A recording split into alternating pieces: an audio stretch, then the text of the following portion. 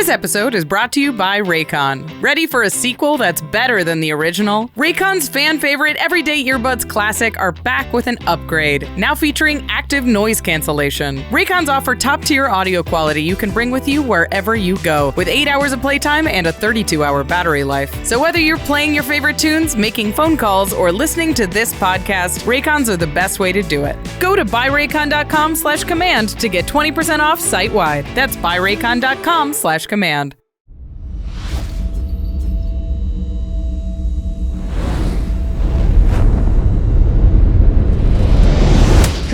humans. You have entered the Command Zone, your destination for all aspects of Elder Dragon Highlander. Enjoy your stay. Hello, everybody, and welcome back to another episode of the Command Zone podcast. I'm your host, Rachel Weeks. I'm your other host, Jimmy Wong. And today we're talking about Spider-Man. Scooter Boy. Do-do-do-do-do-do-do-do-do-do-do. It's happening. He's a menace. This is our first foray into Marvel, in terms of like a big set anyway. Yeah, not just a secret lair.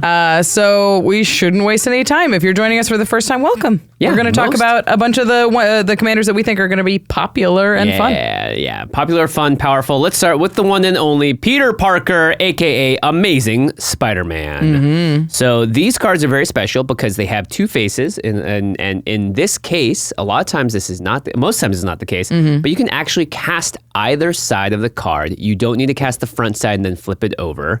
You can actually, even though the front side does usually have the ability to transform it to the back side. A lot of times these mold double face cards, some of them you can cast on both sides, some of them you can only play the front and then transform it to the back. But this in this one's case, both. You can do both, yeah. Yeah, you can play it on the front side, flip it to the back, or you can cast it directly onto the back side, whichever floats your boat. Yeah, and you're probably doing the second one because it's a powerful card. But let's read it. One in the white, Peter Parker, legendary human scientist hero. He's a 0/1, and when Peter enters, create a 2/1 green spider creature token with reach. And then you can pay 1 in Bant, green, white, blue, to transform Peter Parker, activate only as a sorcery. So transforming, in this case, you're not exiling it, it's staying on the battlefield, it's simply flipping. So if Peter Parker has counters on it or whatever, those stay. And on the backside, you want to read it, Rachel? Sure. It's the Amazing Spider-Man. Who's Peter Parker? It's 1 green, white, blue for a spider human hero. He's a 4/4 with vigilance and reach. It says each legendary spell you cast, that's 1 or more colors, has web-slinging green, white, blue. Web-slinging is a new mechanic, predictably. It says you may cast it for its web-slinging cost if you also return a tapped creature you control to its owner's hand. Ooh. So if you have a tapped creature on the battlefield, you can pay a web-slinging cost, return the tapped creature, and cast the legendary creature for a cheaper cost, probably. Yeah, and if you're casting it on the Peter Parker side first, you probably have a 2/1 green spider creature token with reach, and then that might have been tapped to attack or some other means, and then you would be bouncing that. However, this is Commander. There are a lot of other things you can do in this case to get a tapped creature out. Notably, Amazing Spider-Man can bounce himself, but he does have reach or vigilance. So he's not tapping anytime soon. But the way that the text works, that if you do find a way to tap Amazing Spider-Man, you can also use him to return to your hand to web sling for green, white, blue. Okay. Yeah. So this is a Legendary Matters deck that's trying to cast big, expensive, legendary spells. It can be creatures or non-creatures. For extremely cheap costs. For extremely cheap costs. So you're trying to cast big things for a cheap cost by returning little creatures tapped. Likely mana creatures. Well, not just low creatures. It can be any creatures. That's true. But probably want low creatures. So let's talk about those low creatures first. Cards that tap themselves. So a lot of you out there are probably going, mana dorks, and you're correct. Delighted Halfling, any of the elf dorks, they will tap, and then you can use that same mana they create to also pay the web sling cost, and then you return it to your hand. I really like Dryad Arbor in this deck because it's a free land you can play, but it is also a creature that you can return to your hand to web sling. So it taps itself, it plays itself as a land. It's pretty sweet. Yeah, the thing about returning a mana dork to your hand is that you do kind of time walk yourself, because if you recast it, then you have to wait a turn before you can tap it again, and then that sort of is a little bit of a delay. So that is something to keep note of. There's also just creatures that like to tap themselves with activated abilities. One of your favorites, Skrelv Defector Might. Love this little guy. Yeah, it gives something Toxic 1 and hexproof, so it's a protection piece, as well as a card that can sometimes just get in for a Toxic 1 a bunch of times, which is kind of funny. One of the ones that I really liked in this deck deck was Duggan Private Detective, who has an activated ability that's 1 in a green. It's tap. Duggan deals damage equal to its power to another target creature. Activate only once. Yes, the most important punch in history. Ever. So he gets to do one big punch, and he taps himself to do it, but he's also a legendary creature, so you can play him, use his removal effect, and then use him to web sling in another bigger creature, and then cast him again and use his punch again. The second most important punch in That's history. true. I do believe, if all things are true, in my mind, Spider-Man probably does have Doctor Who in his universe. Yeah, I mean... It's just a TV show. It's like, does the BBC exist in Spider-Man's world? I would think so. Yeah. Spider-Man's in our world, right? Spider-Man's real. Yeah. Well, there's a lot of different Spider-Mans we'll talk about today. That's true. From different universes. Okay, other ways to get your creatures tapped. So recently we had the planet lands from Edge of Eternities. So Avendo Waking Haven is like a different version of Gaia's Cradle. And you station it. So that's like crewing a card, except in this case, station can be done only at sorcery speed. Yeah, vehicles is another good option. A perfect one is new from Edge of Eternities. It's the Seriema. Oh, yeah. It's 1 white for a spacecraft, and when it enters, it searches for a legendary creature, and it has a station ability, so you can tap down any amount of creatures that you want. So you can go find a legendary creature to cheat into play, and it's a tap outlet for your other creatures when you're web slinging. Yeah, and if you get 7 or more station counters on it, other tapped legendary creatures you have control have indestructible. Which is Seems good. Sweet. Yeah, very sweet. Imposter Mech is a very powerful card. It has a crew cost on it, so you can just crew a creature to get it tapped. Elven Chorus is another way to make your cards into mana dorks, every single one of them. There's one I wanted to mention because it's perfect in this deck and not really anywhere else. It's We Ride at Dawn. 2 and a white for an enchantment. Legendary creature spells you cast have convoke. So it's a tap outlet, and it's good with legendary creatures. And whenever your commander attacks, create a 1/1 red mercenary creature token with tap. Target creature you control gets +1/+0, so it's a mercenary. Oh, and that's a creature that taps. It's a creature that you can web sling. Wow. So you get a free creature to web sling, and you get a tap outlet for your legendary creatures. You can cast your big things. That's kind of sick. By reducing them. Pretty sweet. Yeah, Relic of Legends is a staple in any deck with a bunch of legends because it allows you just to tap your untapped legendaries to give you 1 mana of any color. So if in case you have a creature like, let's say, Lauren of the Third Path with an ETB on it and a tap ability. So you can, of course, have an ETB, tap it later for either the card draw or the mana with Relic of Legends, then bounce it, recast it again. Hooray, yippee-ki-yay. Baron Tolarian Archmage is a mana war, so it bounces something.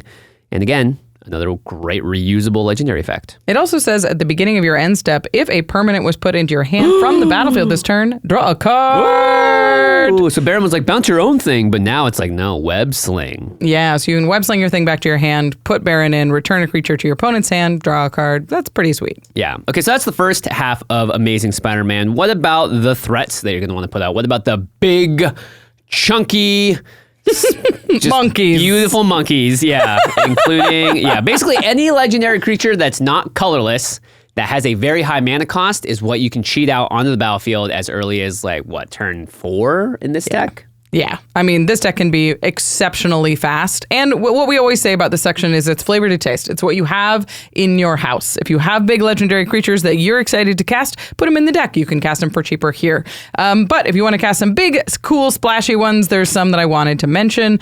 Obviously, always something like Avacyn, Angel of Hope is a great top end for legendary decks because it makes all your permanents indestructible. Yeah, I like that. But for me, this is a very cool opportunity to play the Meogens. Yeah, these are cards that all cost 9 or 10 mana with multiple blue or green pips. But they all enter with a thing called a divinity counter if you play it from your hand. Which web slinging is an alternate casting cost, but still casts it. Yeah. So it casts it and puts it into play, so it does get that divinity counter. And then they all have abilities that say remove a divinity counter, something awesome happens. Yeah, it also gives it indestructible when the divinity counter is on it. Oh, that's true. Yeah, so Meogen of Seeing Winds, the blue one, allows you to draw a card for each permanent you control. Seems good. Seems really good. Draw including lands. 8-9 cards, yeah. Meogen of Life's Web, the green one, can put any number of creature cards in your hand into play. Oh, yeah. Yeah, so there's 6 Meogens you could play in this deck. Really? I didn't list all of them. Oh, you can wow. find them yourself, but all of them are really cool and fun in a deck like this. That's cool. Cards that cheat something else in when when they come in, like Kodama of the East Tree, is really powerful because it comes in and then another permanent enters and then you can put other things in, right? You're just like going wham, bam, thank you, ma'am. Kodama's really special in this deck because when you put something else into play, you can put the creature that you just slung back to your hand right back into play without paying its mana cost. Yeah, pretty sick. The Tarask, this is a fun one. I love that this is a Tarask deck. Yeah, it has haste and ward 10 as long as it was cast. It's just a 10/10. Yeah, but haste. like if this thing comes down on turn 4, it's a 10/10 that attacks immediately, has ward 10. You have to board wipe or you are in trouble. Yeah, and when it attacks, it also fights a creature that it's defending control. That so it gets too. rid of any blockers that are in the way. This thing is nasty that early in the game. You play Death Touchers for these kind of threats. For sure. And they're all legendary, notably. They gotta be legendary. Yeah, Kogla the Titan Ape, the Sixth Doctor. There's a lot of really cool options that you can cheat into play. Like we said, there's a million things you could put in this slot, and it's something that you're excited about. And if you're playing a Legendary Creatures Matters deck, Gandalf the White and Wrath Capuchin, Ship's Mage are both cares about Legendary. And there's a lot of cards now that care about Legendary, and there will continue to be more in the future, so... Yeah, what I really like about these two is that they give your Legendary spells flash. So that includes the web sling ability, so you can block with a creature, tap it with a tap ability, return it to your hand, and cheat something else into play. Ooh. It makes you a lot more flexible, a lot less you're committing your big threats to the board on your turn and passing. Hold on, no one's attacking you if you have these cards out. Yeah, absolutely. But notably, both of them also have flash. So you could flash them in and then flash something else in on top of it. Yeah, I think these are really neat in this deck, as long as you have plenty of ways to get a creature tapped at instant speed. Yeah. Of course, there are non-creature versions that are also legendary because it doesn't really, Spider-Man doesn't care about creature type, or if it's a creature or not. So just legendary. Eternal Wanderer is insane as an instant speed Planeswalker. Now you can't activate it on, obviously. Yeah, not necessarily instant. Sorry. Yeah. It's just a Planeswalker that you can activate and then board wipe. Karn's Temporal Sundering, take another turn. Why the heck not? For 3 mana, seems good. Yeah. Ooh, Avacyn's Memorial. These are just generally pretty unplayable, these giant 8 mana, 9 mana cards. But in this case, it's like, hey, other legendary permanents have indestructible. It's like the Surima. Yeah. The final one I wanted to mention was Parhelion 2, specifically, not the first one. We don't talk about the first one. Not so cool. Because this is a very powerful vehicle that is legendary and gives you another tap outlet on the board. So it's a lot of flexibility. It's a lot of power. It's pretty perfect for Spider-Man. Yeah, I do love that. So Legendary Matters deck, pretty awesome. Plus, we all know Spider-Man takes the bus. Yeah, not the Parhelion, the 2. The second one.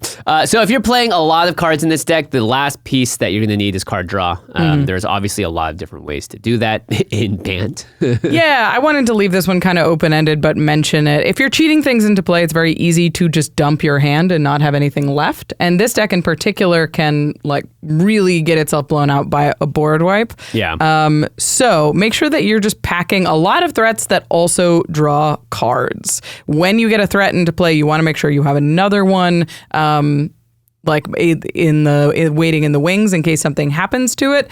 But also you really want to make sure you have a threat the turn your commander comes down. Yeah. Because the thing about commanders that cheat big, powerful things into play is the table starts imagining the big, powerful things you can cheat into play. Yeah. And whether that's the thing you have or not, they're still going to be worried about it. So you have to make sure that their worries are founded and you're not taking a ton of heat without earning it. Yeah, and players only need to play against this one time to go, okay, this is remove on-site commander. Kind of like Kona Rescue Beastie, which is also very good in this deck, right? And the thing is with Kona, though, is you can play it and immediately get it tapped to have the effect happen.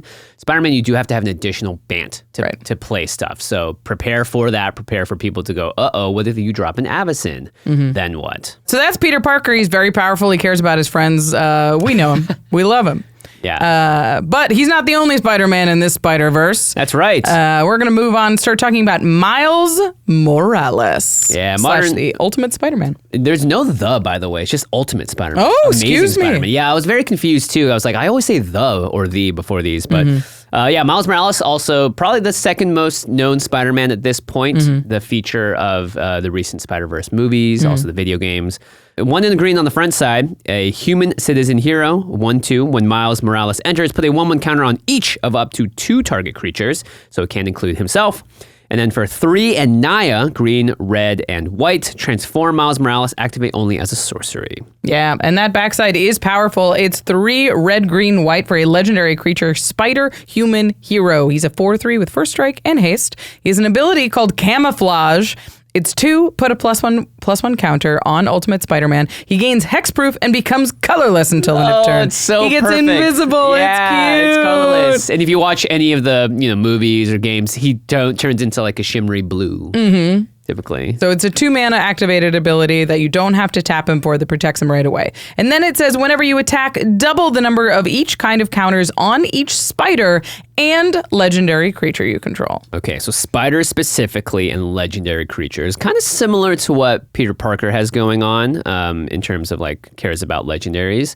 But the spider thing is cool too. And in the Spider-Man set, if it says creature type spider, you want to pay attention. Yeah, I mean, I think both of these are sort of designed to be the capstone commanders of this set, where you can take Miles, you can take Peter, and you can throw a bunch of legends that you like from the set into the deck. Yeah. We're not going to go through exactly how to build that because we think you can figure it out. You take a lot of the legends you like from the set and put it in the deck. As long as the colors match, you got it. Yeah. It feels very, by the way, like OG Commander. Right. Like, what's in my binder that's cool, big, splashy, and legendary? Let's play it, which is great.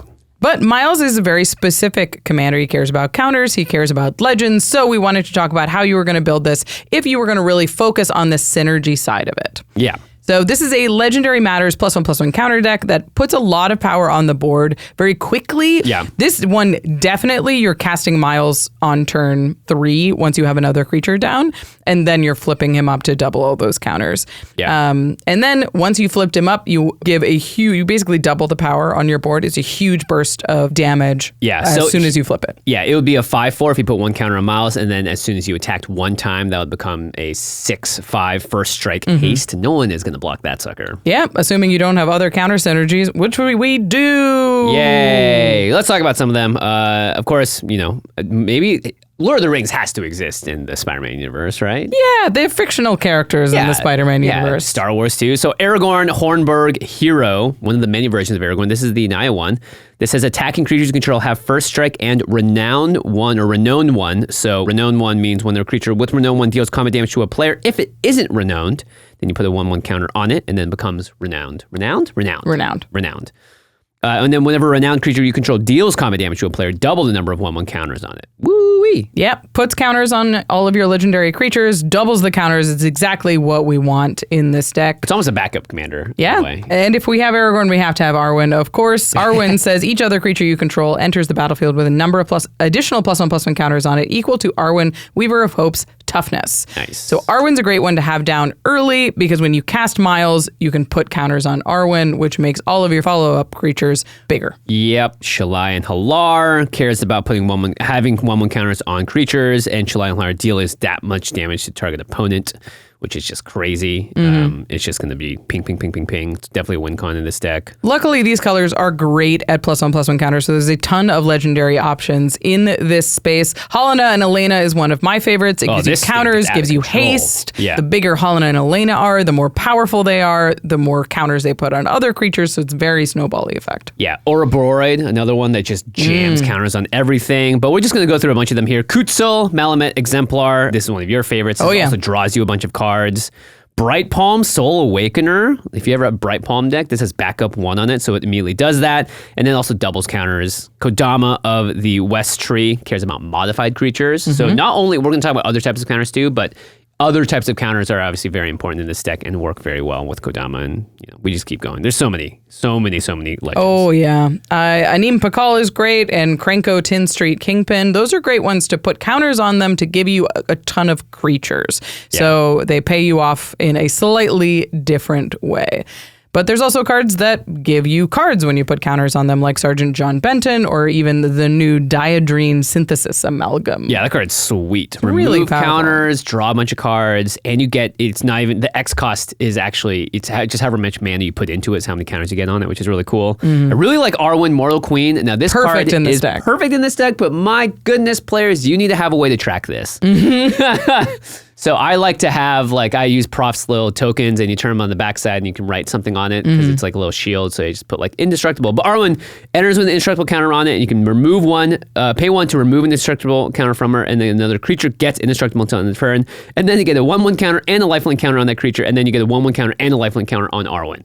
Yeah. So you need to be able to track lifelink counters and indestructible counters. But coolly enough, you get to double these counters once they attack, and then you can find ways to move those around, like nesting grounds and all that sort of stuff. Yeah. Pretty sweet. I mean, she's perfect in this list. There's commanders that care about all sorts of different counters, so I wanted to mention those in case you wanted to go in a less traditional direction. One that I found is Craig Boone, Novak Guard. Do you remember this one? Nope. If it's Fallout, there's a high chance I don't know what's going on. He's an ability called One for My Baby. Nice. That says whenever you attack with 2 or more creatures, put 2 quest counters on Craig Boone Novak Guard. When you do, Craig Boone deals damage equal to the number of quest counters on it up to 1 target creature, unless that creature's controller has Craig Boone deal that much damage to them. Okay. So doubling quest counters. He puts quest counters on him. Oh, also Craig Boone has lifelink. Oh, right. Yeah. So you gain that life too. Yeah, so you gain all that life. Damage, yeah. So he comes down, puts 2 quest counters on himself. You attack with the backside of Miles. It's 4 quest counters immediately. So you can remove a creature, gain 4 life, or hit somebody for 4. It just snowballs really, really fast because it starts with those 2 counters. Yeah, it starts at 2, then it goes to 4. Right. If you have to do it again, it goes to 8. Pretty sweet. We should also mention, because we said Arwen earlier, and then we mentioned that there was an Aragorn that went with Arwen the other way around. There's also Aragorn Company Leader, and this one has a ton more. I'm not even going to read it. But you got First Strike Vigilance counters, lifelink count. No, Death Touch, and lifelink counters. So just get ready. Play that deck. All right, let's move on to the +1/+1 counter side of things. I do think that's how this deck is going to be built most often, because that's what his front side cares about. Yeah. So you'll need some of the staples, of course, like Hardened Scales and Bard class. These just add counters, and then Hardened Scales like Lyzel, just double them. You want a lot of those effects, basically. Incubation Druid is great because you can play it on turn 2, follow it up with Miles, put a counter on Miles, and the Incubation Druid, which now taps for 3 mana. Yeah, that's pretty sick. Huge. Court of Garenbrig is probably easy to hold the Monarch in this type of deck. You just have a lot of big creatures doing cool stuff. And then this also doubles counters if you are the Monarch when it comes back to you. Otherwise, you just get 2 1/1 counters. Pretty good. It's really important to get 2 as opposed to 1, because again, 1 going to 2 is big, but 2 going to 4 is huge. Rhythm of the Wild, pretty good. Creature spells can't be countered, and then you have Riot on all your non-token creatures, so they either have haste or they enter with a 1/1 counter. Yeah, Terra Symbiosis is new from... Oh yeah, this card's actually really good. Yeah, it's really insane. It says whenever you put 1 or more +1/+1 counters on a creature you control, you may draw that many cards. Do this only once each turn, but this is sort of a double counters deck, so you're hypothetically in a spot where you can put 4 counters on something at the same time. 4. It's also not bad if you only draw 1 off of this card. It's a Phyrexian Arena. Yeah. But the other one I wanted to mention was Annie Joins Up. You're in Naya. This is a Legendary Matters deck, and so it's going to kill something when it enters, and then it doubles the triggers of all the legends in your deck. It's a must-have. Yeah. Okay, we talked about counters. We talked about doubling them, but we haven't mentioned Planeswalkers. Yeah, this is my silly idea. Not so silly. I mean, doubling season used to be one of the scariest things you could see at the table. Now it might be Miles Morales. But first, you have to make it a creature. Yeah, is the problem. Funny, yeah. So I was talking to Jamie at the office, and he had this idea for Gideon Blackblade, and I was like, okay, how many other legends can we make this work for? And there's a couple. There's a couple. Gideon Blackblade is a white planeswalker. It says as long as it's your turn, Gideon is a 4/4 human soldier with indestructible that's still a planeswalker. So importantly, on your turn, he's a creature and a legendary creature at that, and has loyalty counters on it. So you can play Gideon, attack with the backside of your commander, double the number of loyalty counters on Gideon, and you can either tick it up and use those keywords. Or -6, because you're going to get to 8. And exile target non-land permanent right away. Yeah, it's pretty sweet. So it's pretty scary little threat. And there's a couple of Gideons that turn themselves into creatures. Yeah. The best one is Gideon Blackblade and Gideon Ally of Zendikar, because that's just one of the more powerful Gideons. Yeah, and then Sarkon, the Masterless, is also a planeswalker that can become a dragon, but you do have to +1 him to do so. And he turns all your planeswalkers into creatures. Right, actually. His tick up says, until end of turn, each planeswalker you control becomes a 4/4 red dragon. There is a world where you build this as a legendary deck that just tutors out Sarkhan and then is a planeswalker deck. And then you attack with Miles Morales and double all the loyalty counters. Yeah. That's pretty silly. All these dragons flying in and then Spider-Man. Anyway, that's a little bit more of a glass cannon way to build it, but it's pretty neat. All right, we are 2 Spider-Mans down, Spider-Men, I suppose, and there's a lot more to go. So if you want to pick up any of the cards that we've talked about today, you can check out our sponsor, cardkingdom.com/command. They're going to have a lot of product, and of course, there's special treatments from the Spider-Man world. There's cool foils and all that stuff, full arts treatments, and of course, maybe you're going to want that version over the regular art. So go to cardkingdom.com/command. They have that huge inventory. You can buy your entire Spider-Man deck or Spider-Villain deck all at once, have it shipped to your doorstep in one convenient package, and then immediately sleeve it up and get ready to go and web sling into action. So cardkingdom.com/command.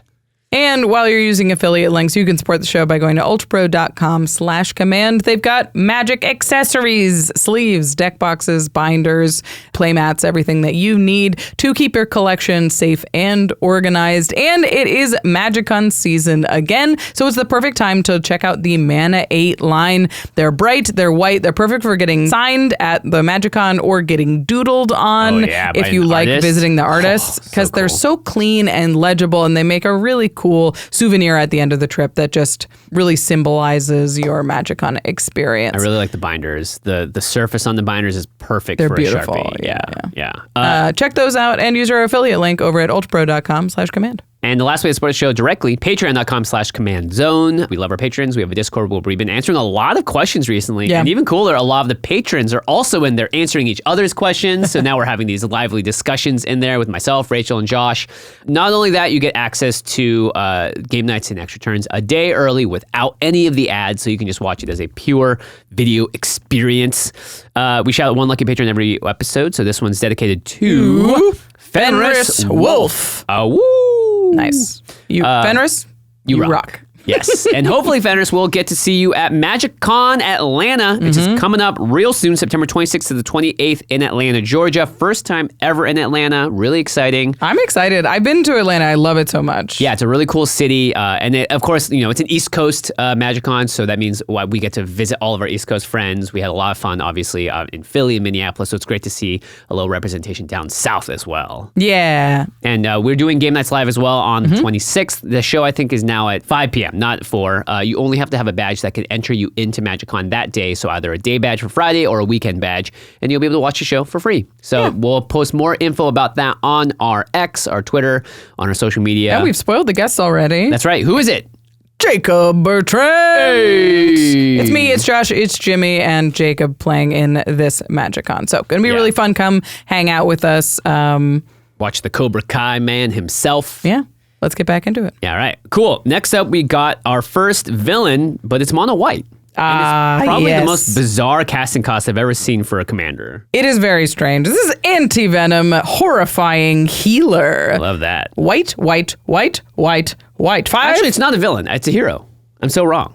Because it's Anti-Venom. Oh, yeah. Well, there you go. There you go. He just looks like a villain. Yeah. He runs into this all the time. He does look pretty villainous, but it's 5 white mana pips. 5 white for a 5/5 symbiote hero. When Anti-Venom enters, if he was cast, return target creature card from your graveyard to the battlefield. Nice. If damage would be dealt to Anti-Venom, prevent that damage and put that many +1/+1 counters on him. Okay.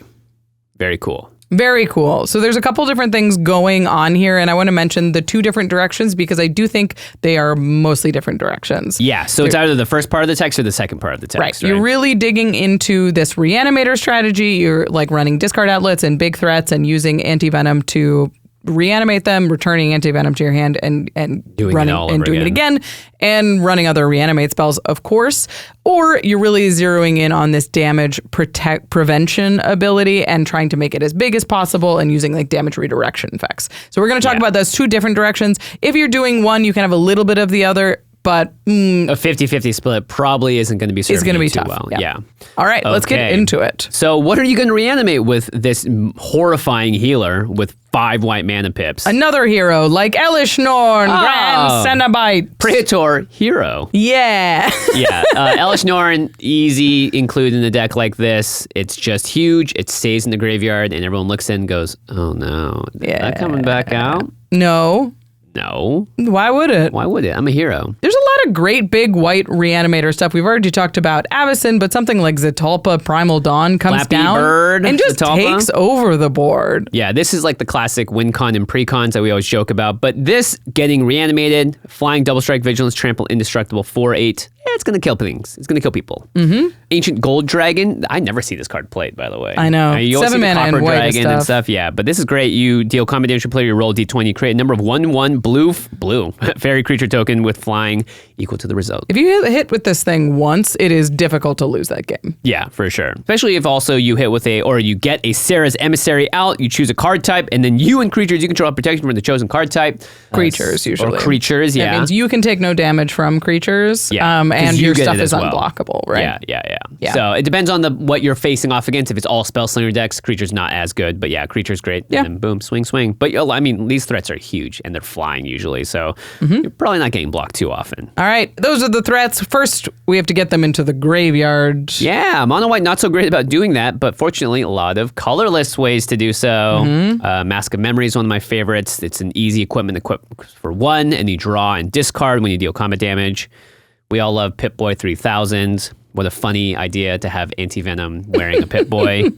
It just is on a attack trigger, so you can draw a discard or put a 1/1 counter on the creature or untap up to 2 target lands. So very good. I really like the Underworld Cookbook index like this because it's 1 mana, discard a card, you make a food. You're not really worried about that, but you can do it the turn the cookbook enters. You don't need another creature to equip or anything like that. Key to the City will do a similar thing. This is a 2 mana artifact that lets you discard a card. Give something unblockable, like one of your big threats. Yeah. You probably want to do discard over mill. Like I was thinking, Codex Shredder, but milling isn't as great in mono white. You can't really control your top of the deck so well, and I think you'd rather just discard what you want to discard, right? Yeah, for sure. There's also a couple of things that just straight up discard. The Restoration of Aganjo is actually really cute. It's it's a saga, yeah. It's a 2 and a white. You search your library for a basic plains, you reveal it, you put it into your hand, then shuffle. Then you may discard a card when you do return target permanent card with mana value 2 or less from your graveyard to the battlefield tapped. Ooh. So normally this is you discard the plains, you get the plains into play, you ramp a little bit. But now you could discard a big threat, and maybe you have a land in your graveyard and can still ramp a little bit. You can discard the plains if you want. Yeah, that's usually what happens. You discard the plains, bring the plains back. But if you're trying to get a threat into the play, You also, like, the Underworld Cookbook does sacrifice itself, so it's also a way to get stuff like that back if you're later on in the game, which is kind of cool. Yeah. Currency Converter, Smuggler's Copter, more colorless ways, again, to either draw, discard, or, just get some extra value. Even Solitary Confinement is a very funny discard outlet in white. It's not great in the early game, but in the late game, it says at the beginning of your upkeep, sacrifice it. Unless you discard a card, skip your draw step. You have Shroud, prevent all damage that would be dealt to you. Sweet. Yeah, that's relevant. So you can discard a card. You can keep this around for a turn or two, discard the big things into your graveyard, and then let Solitary Confinement go and join your friends. Yeah. The one that really made me laugh was Lion's Eye Diamond. Oh, yeah. This is a very expensive card. Most people don't have access to this. But because your commander is in the command zone, it doesn't discard it. You could on turn 2 play Lion's Eye Diamond, discard your entire hand, use the white mana to cast your commander and reanimate one of the things that was in your hand. There you go. You have no cards in hand. Competitive Anti-Venom.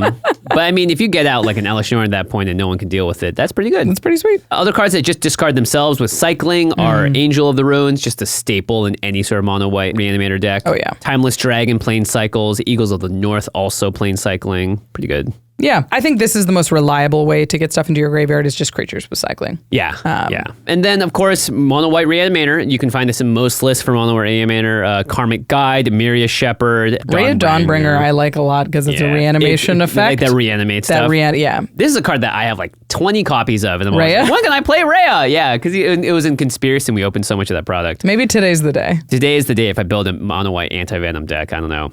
Myria the Sky Ruin if you're playing a lot of planes. Notably, by the way, Emeria needs you to have 7 more planes, and Emeria's Shepherd needs to have a bunch of lands, right? If you have, when you play planes, yeah. Because Anti-Venom is 5 white pips, so you can't really play too many colorless lands in this deck, right? Yeah. You really can't. And white does have like reanimation effects like Late to Dinner, and there's a lot of like 4 and 5 mana ones. I think if you're running Anti-Venom and that's your plan, you're running a couple of those in the 99 as well. Yeah.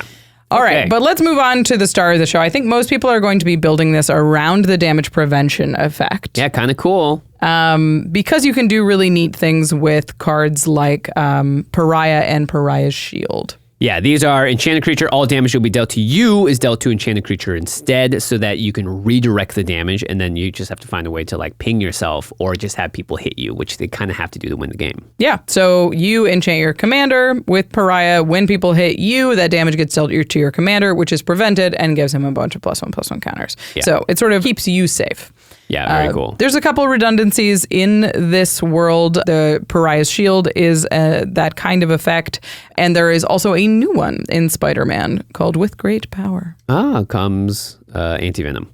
Oh, yep. Yeah, and then you can tutor that sort of stuff out. Open the Armory, Stoneforge Mystic are both ways to get either an aura with Open the Armory or equipment, or just an equipment with Stoneforge Mystic. Because you're going to want to have consistency if this is your plan, because you require other pieces for it to really work. Right. A very funny thing you can do with this deck is play the new Dawnsire's Sunstar Dreadnought. Oh, that's so funny. If you station it for 10, and then you get, whenever you attack, Dawnsire deals 100 damage to up to 1 target creature or planeswalker, which can be... Put 100 counters on your commander? Yeah, that's as Timmy as it gets.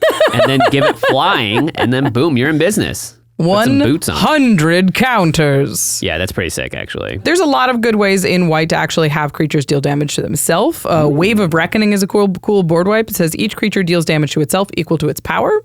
So for most of that'll kill maybe half your opponent's boards, and your commander will fight itself and double its power. Yeah, Guilty Conscience is just a 1 mana aura whenever enchanted creature deals damage. So you're going to be swinging with your commander, people want to chump block it, and then Guilty Conscience deals that much damage to enchanted creatures. So you can just buff itself over and over again and, go from 5 to 10 to 20 to 40. Pretty silly.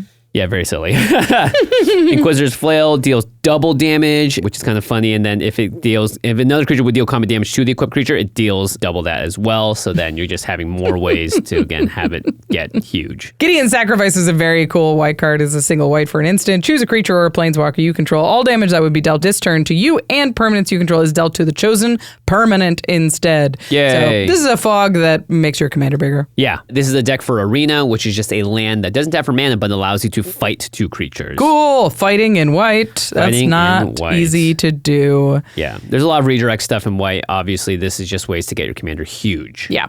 Okay. So this is very cool. This is a cool way to build this commander. It's going to be a really neat idea. It's going to goldfish really well when you're playing it, but then when you're playing against opponents, they have removal spells and blockers and stuff to say. So you need to be really focused on protecting this plan because it is really breakable and it requires you to put like an aura on your 5 mana commander. So just recognize that is a flaw in your plan and pack protection. Stuff that makes sure that your opponents can't cast spells or activate abilities during your turn is great. Grand Abolisher, Conqueror's Flail, Voice of Victory are all ways to do that. And then you can also just protect your commander with like Skrelv or Mother of Runes or just Ephemerate, right? Other ways to just 1 mana prevent, flicker it, get it out of dangerous way. Yeah, probably don't want to flicker all the counters off, but it's better than it being dead. There is a way to, if you have a bunch of auras in this deck, then you probably don't do that. And also it doesn't really work with the reanimate part of the spell. So you'd rather have it bounce to your hand if you had to. The other thing to keep in mind is there's a lot of good like plan B cards in white that are good with Pariah and Pariah's Shield, these kind of effects. Phyrexian Vindicator is a very cool one that hasn't really found a home in Commander, but it's if damage would be dealt to Phyrexian Vindicator, prevent it, and whenever damage is prevented that way, Phyrexian Vindicator deals that much damage to any other target. Come for me. Yeah, and this is a 4 mana card, so you can play this and then your commander, It's just like, cool, look at me tap 4 white to play a 4 white card, let me tap 5 white to play a 5 white card. And you're like, oh, you killed my Phyrexian Vindicator, I'll reanimate it with my commander. Yeah. And then you have Stuffy Doll, which is a lot of fun. This is just like the Stuffy Doll deck. So if you're playing this deck, you can look up Stuffy Doll in EDH Rec and you can find all of the things that work with it. Finally, Stormwild Caprador is essentially your commander. It's Bird Goat. If a non-combat damage would be dealt to Stormwild Caprador, prevent that damage, put a +1/+1 counter on the Caprador for each 1 damage prevented this way. Hooray. So more counters on your fella. Anti-Venom. This will be a fun one to play against. It definitely has some interesting build paths. Hope to see it someday. Yeah, hope to see it. All right, now a villain. We're villainous, yeah. Doc Ock, Master Planner, Dr. Octopus, sorry, his formal Use name. his full name. Yeah, Doc Ock, he's like, no, only my friends call me You Doc will Ock. call me Dr. Octopus. If you're his mom, you're like, Dr. Octopus, come up here right now. 5 of blue and the black for a 4/8 human scientist villain. Other villains you control get +2/+2. That's a significant stat buff. Your maximum hand size is 8. That's just cute. And at the beginning of your end step, if you have fewer than 8 cards in hand, draw cards equal to the difference. Hello. Hey. It's like a very, there's a old Sultai commander. Damia. Yeah, Damia. That was very popular back in the day. Doc Ock draws you a little bit more too. And draws you immediately on your end step, where Damia makes you wait until your upkeep. Yeah. So. 2 colors, so blue, black. Yeah. So Doc Ock is really funny. Put a lot of villains in here or changelings, get them super pumped up, and then always have your hand refilled. Yeah, I mean, this is a super open-ended commander. You could do it like a stormy way. You could do it a control-y way. You could go full villains. So when building this deck, you can have sort of whatever plan. It's just card draw on your commander. But make sure that you have a plan to get your commander into play. He's 7 mana in blue and black. Yeah. And you need to have some sort of plan to get cards out of your hand to make sure you're maximizing the use of this end step trigger, which is the most powerful thing about your commander. Yeah, so a bunch of the 4 mana rocks are really good in this case. Thran Dynamo allows you to play the commander the next turn. Yeah, I think you want this deck to be a lower curve just in general, no matter what you're doing. And you want once Doc Ock is out, you want to play like a bunch of spells, right? And you want to have a lot of ramp. So I would actually include like maybe 16 pieces of ramp in a deck like this, which is more than we normally recommend. So most of those will be 2 mana rocks, but even some of the bigger 4 mana ones are going to be really good. Yeah, Thran Dynamo, Firemind Vessel, and then you're probably playing, Dark Ritual. Yeah. It's just another way to play more cards out of your hand. If you're going to be the villain, you got to mana drain them and get, 6 mana, cast your commander that next turn. You put Lion's Eye Diamond in it. Yeah, I did. Which is, it's really good in this deck. You play your commander early, you discard your hand, you draw 8 cards. You refill your hand? Yeah. It's pretty sweet. If you don't get to your end step, when someone kills Doc Ock, you are in trouble. You're in trouble. Though. You lose the game. Yeah, you lose the game. Okay, so the Storm version of this wants you to cast a ton of spells. So a lot of the 0 mana cards, 1 mana cantrips, just get the engine going and then draw a bunch, keep playing stuff, and then boom, you have an Aetherflux Reservoir out. That'll kill someone by gaining you a ton of life. That's the payoff. There's a lot of good storm payoffs in blue and black. Geralf the Fleshright gives you zombies. The more spells you cast, the bigger zombies you make. Lock and Load is a card I've been looking for a place to put. It's really sweet here. It says draw a card, then draw a card for each other instant and sorcery spell you've cast this turn. So this is much more of the cantrip, the 1 mana spells, the draw a card type of deck. So you cantrip, cast a couple of rituals, cast Lock and Load, draw a bunch of cards keep to keep going. Yeah. And then on end step, even if you don't win the game that turn, your Dr. Octopus refills your hand. He goes Lock and Load. You can also plot Lock and Load, which is sweet, so you can set up for that big turn. Astrologian's Planisphere, new one from Final Fantasy, is going to reward you for the number of non-creature spells you're casting to just make a huge hero or creature. And then, Lord of the Nazgul. Another villain. Well, it doesn't say villain, Not technically a villain. This actually is a noble, a Wraith noble. It says whenever you cast an instant or sorcery, you create a 3/3 black Wraith creature token with Menace. And then if you have 9 or more Wraiths, they all get base tower and toughness 9/9 until end of turn. Pretty good. Yeah, so making a bunch of little Wraiths, or, it's similar to our good friend that makes 2/2 Drakes, right? You just want to populate the board and go nuts. The next way to build this is more of a control strategy. I think that is largely what the intention is here. Yeah, that's what Damia is usually playing as Usually as well. control. So a lot of spells that are you spend 1 card to answer 1 card, and specifically cheap ones. Yeah. Stuff like An Offer You Can't Refuse, or like Infernal Grasp, or even Snap. Snap is great in this deck. It's functionally free, and you're going to replace the card immediately. So all of these things basically cantrip. You can even play sort of big spendy ones like Commandeer. Right. 2 exile 2 blue cards rather than pay the mana cost, which is 7. Right. Which is great, though, because you don't care about losing cards from your hand. As long as you have those 2 blue cards, you can gain control of target non-creature spell and choose new targets, which is exceptionally powerful. Yeah, you can counter a counter, you can redirect removal spell, because people will be aiming for ZOCDOC the moment he hits the battlefield. Getting you to draw back up to 8 is really good. That's why cards like Kozilek are so powerful, because they do it immediately, right? Yeah. And you don't need to spend a ton of money to have free spells, especially like pitch spells. Force of Despair is a black pitch spell that you don't have to spend any mana on, just Force of Despair and a card. Yeah. March of Swirling Mists. Protect ZOCDOC, which is huge for you, and discard some cards that you don't want to face out multiple threats. Misdirection, oldie but a goodie. Yeah, a lot of fun stuff. Obviously, the cantrips that we mentioned before will be good in this deck as well. They help sculpt your hand, make sure that you have the right card for the right moment, which is always the trick in control decks. Yeah, let's talk about one of the best cards in the deck. It's Psychic Frog. Oh, yeah. Yeah, this allows you to draw cards whenever it deals combat damage. You can also discard cards to put 1/1 counters on it, and you can also exile 3 cards from your graveyard to give it flying until end of turn. So this will refill your hand. It will become actually a killing threat at some point.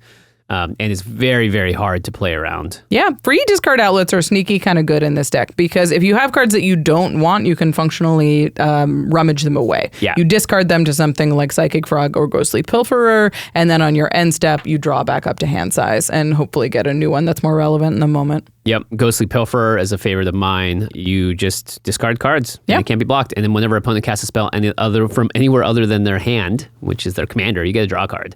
Nice. This comes out turn 2. You're just drawing cards off this thing the whole game. I would expect that this control deck has one of the big black X-Spell finishers, like a Torment of Hailfire or an Exsanguinate. It works really well with the spells plan, it works really well with the rituals plan, and all of the ramp that you have to get your 7-mana commander into play.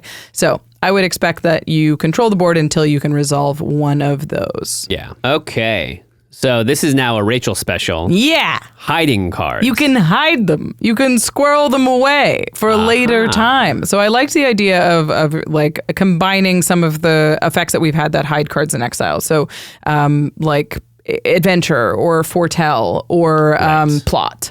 So Brazen Borrower, you can cast it for petty theft as a 1 in the blue to bounce something, and then it's out of your hand, so your hand size is down, but it's still a castable spell later. Yeah, Alrund's Epiphany is just 2 mana to Foretell and gives you an extra turn in the late game. Seems really good. I was even laughing about Dream Devourer. Another card I wish I could play more. I know, and I feel like it's kind of good here. Yeah, each non-land card in your hand without Foretell has Foretell, and its Foretell cost is equal to its mana cost reduced by 2. So you play it for 2.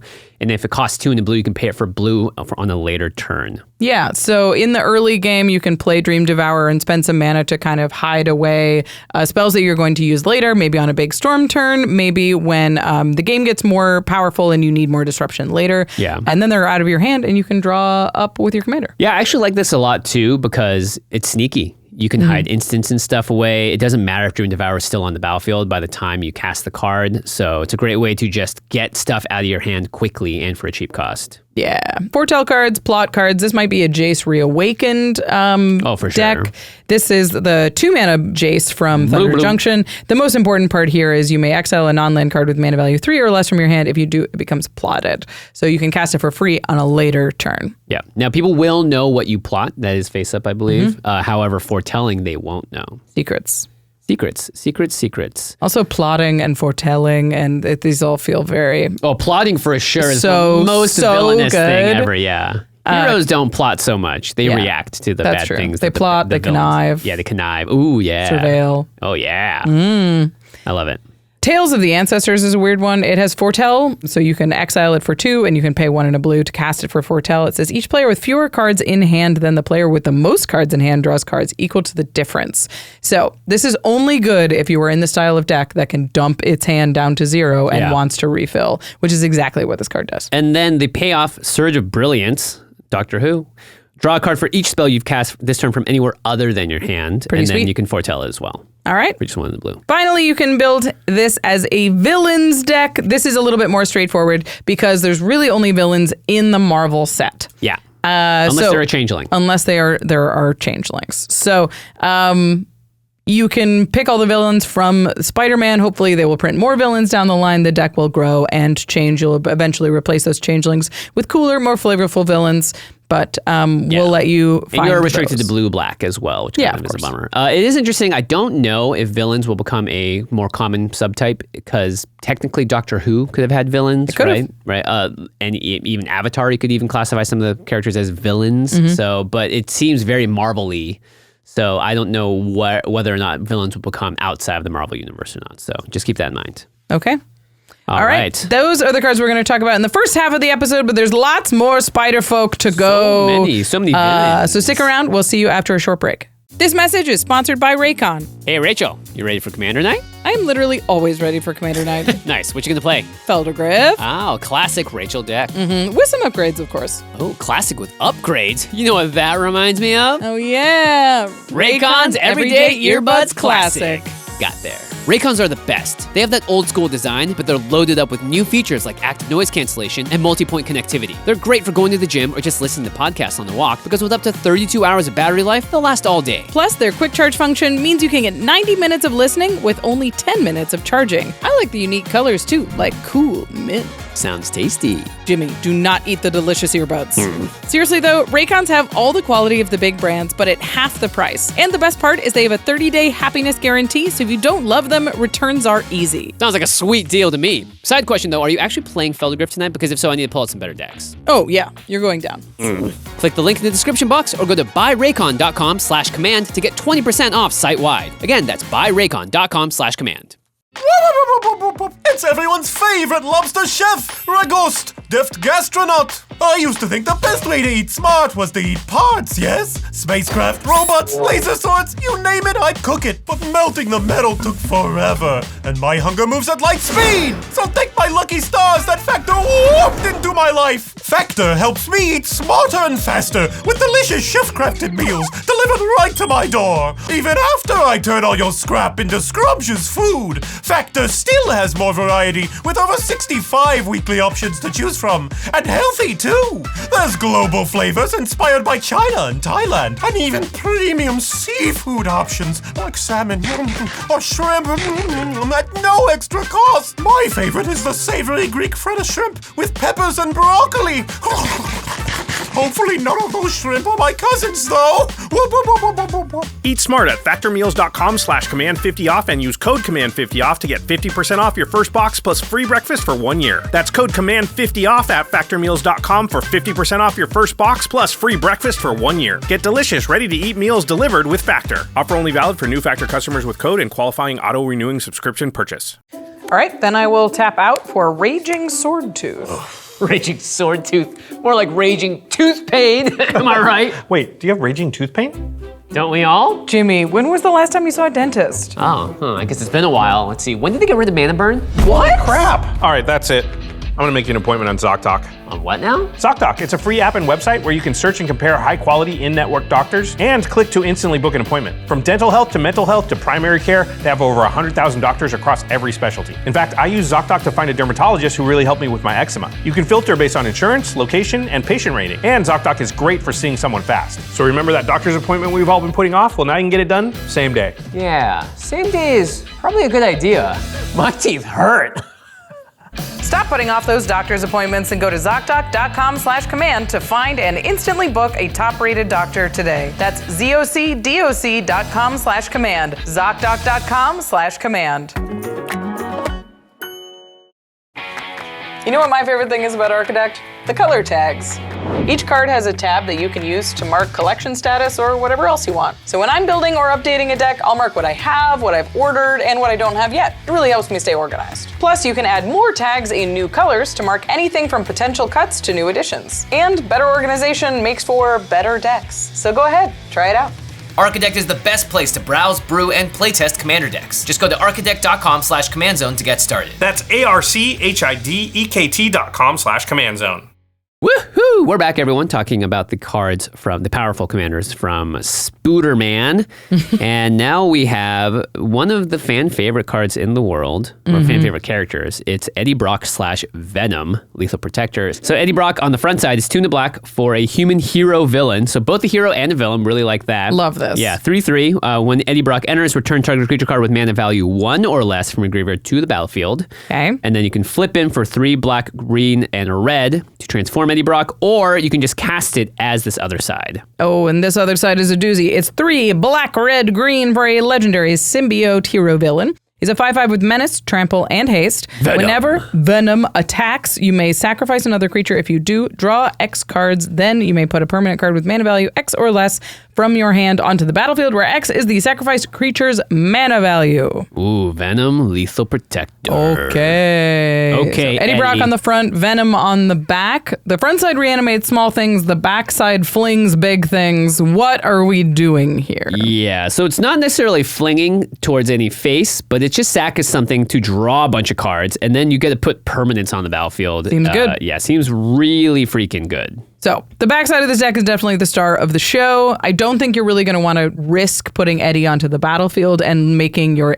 6 mana commander cost more because the backside is so powerful. And I don't really think you're going to have a lot of 1 mana value things in this deck you want to bring back. Not really. Yeah, it seems more like that's like really good in limited type stuff, but Maybe here, constructed, maybe yeah. constructed. But here, Venom is the star of the show. Oh yeah, we're trying to get big things into play, draw a bunch of cards, cheat big things into play. Yeah. So the first thing we're going to start talking about is big ol' creatures. Yeah, so you're going to fill a graveyard up a number of different ways. You have all your Stitcher Supplier type effects, mill effects. You're in black and green. You will be able to fill your graveyard up. So what are you going to want to bring back? Yeah, this is a Jund deck, so I think, and it sacrifices stuff. I do think it's more graveyard forward. And there's some big, expensive creatures that are like 9 mana, but they're cost reduced. So it's the spell costs 1 less to cast for each creature card in your graveyard, each permanent card in your graveyard.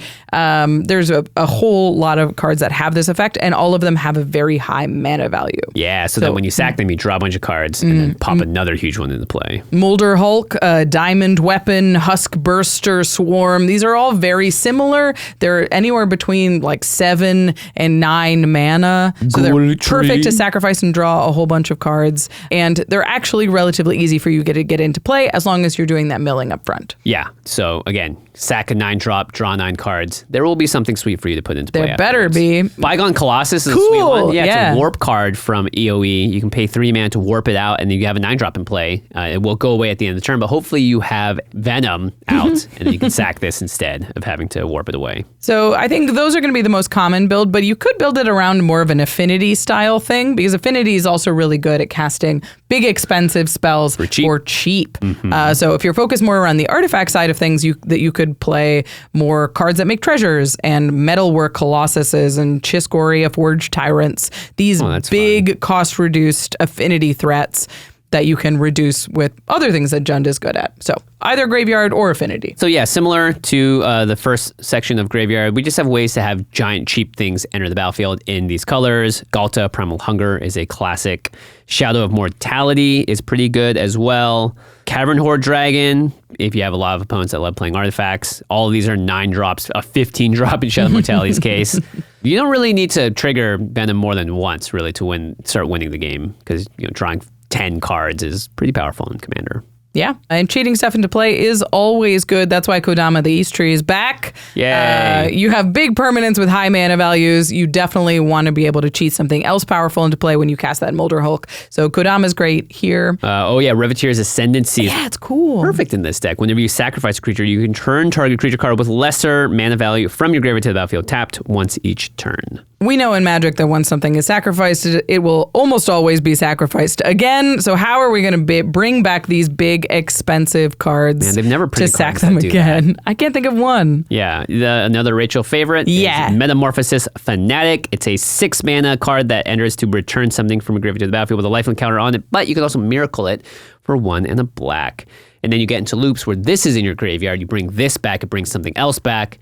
And you sacrifice it, and you do that again, and you always have something to sacrifice, right? Pretty powerful. This is great because you can sack one of your big, like your Molder Hulks, and then cheat the Metamorphosis Fanatic into play, reanimate the Molder Hulk. Now it has lifelink, and you've drawn a whole bunch of cards. Yeah. Remember, in decks like this, permanents are always better because it just means you have more options of what to cheat into play with your commander. So reanimate is going to be good here, but having a little bit of flexibility and a lot more permanent-based thinking is going to make your deck run a little bit better. Yeah, and if you're sacrificing the things anyway, you may not care about what is on the text box. Shuafit Osteoharmonist is a commander I built around from EOE where you just return a creature card from your graveyard to the battlefield. You can tap to do it as a sorcery, and it has no abilities, but it does retain its mana value and its power and toughness. So relevant for your commander there. Metamorphosis Fanatic at home. Phyrexian Delver may come in handy here. This is a 5-mana creature that enters the battlefield and reanimates. You do lose the life with this one, but it is a good thing for you to sack and draw more cards later. Yeah, and then you have all your typical reanimate effects, necromancy, animate dead. Yeah, just ways to get stuff back for cheap, and then you're sacking it, and then you're going off. Chainer Nightmare Adept is a way to discard cards and allow cards to be recast from your graveyard. So then your Molder Hulks and all of the cards that care about, your diamond weapons now cost really cheap to discard something, and you get something big in there. You can start that loop going that way. If you are going to be sacrificing things, this is also a sub pattern of the Shuafit deck. You got Supernatural Stamina, Malakir Rebirth, things that are just going to instantly rebuy it. So if you have ETBs on your creatures as well, this is really good. But also it's just a great way to protect your commander because you do want to have some amount of protection. Because 6-mana commander that instantly gets removed is really bad news for you. Yeah. He can attack the turn he comes down, but he does have to get to that combat step. The last section is stuff that cares about high mana value. There's a new one. Shadow Mysterious Assassin is cool. When it hits, you can sacrifice another non-land permanent. Sure, we're used to that. If you do, you draw 2 cards, and each opponent loses life equal to the mana value of the sacrificed permanent. Whoa! Oh, no! Oh, no! That can be a really big thing and give you some sweet card draw. Yeah, a lot of high mana value, powerful stuff there. Twilight Prophet. Yeah, Dome. Always love playing this card. Dome people for at the beginning of your upkeep. If you have the Stacy's Blessing, reveal the top card of your library and put it into your hand. Each opponent loses X life, and you gain X life or X that card's mana value. Yeah. Lifelink can be really powerful in this deck too. Oh yeah. Protection Racket, I think, is really cool because your average is really, really high. So at the beginning of your upkeep, you give your opponent the option to either give you a card that's on top of your library or pay life equal to its mana cost. So it's like, do you want to give me this Molder Hulk or do you want to pay 9? Ugh. I'll take it. Thank you. Do you want to give me this Talisman or do you want to pay 2? Yeah. So you can draw up to 3 cards, assuming you have 3 opponents. Druladok Void Gorger. Yeah. You do have to have some colorless mana generators. Just one. Yeah, just one. But colorless spells you cast from your hand with mana value 7 or greater have Cascade. Yeah, I like the idea of if you're running all of these cost-reduced spells, that you might as well have these cool top end. And this is a great thing to cheat into play once you've sacrificed one of your big things. Yeah, this is really good in the artifact version of the affinity version of this deck. Because Middle War Colossus, now you're just rebuying it, recasting it, double cascading with an 11 drop or whatever. Sweet. Yeah, I love that. That's sweet. Ancient Cellar Spawn. This is a sweet deck for this card. It says, whenever you cast a spell, if the amount of mana spent to cast it was less than the mana value, target opponent loses life equal to the difference. You're putting stuff into play, so it doesn't trigger off your commander's put ability, but it's really good with all of this cost-reduced stuff that you're doing later. And it's really sweet with Cascade. Close to free. Close to free. Yeah. Broadside Bombardiers is a boast ability. You can sack another creature artifact and it deals damage equal to the 2 plus the sacrifice permanent mana value to any target. It does have to attack, but it's a menace haste creature. I was also thinking this deck is probably pretty good with 1 or 2 extra combat spells. Yeah, probably. If you have ways to grant haste to your team because you do it, or you just have Eddie attack twice to do it, right? So it's pretty good because you do the thing, Eddie attack, sack something, you put something into the battlefield, get another combat, do it again. That's Venom. But I wouldn't build around it. Just have 1 or 2 versions of it. All right, we're moving on to the next flip card. This is Gwen Stacy. Gwen Stacy on the front, Ghost Spider on the back. Wow, Gwen Stacy, another fan favorite. I love Ghost Spider. Yeah. 1 in a red for a 2/1, human performer hero. Gotta love that.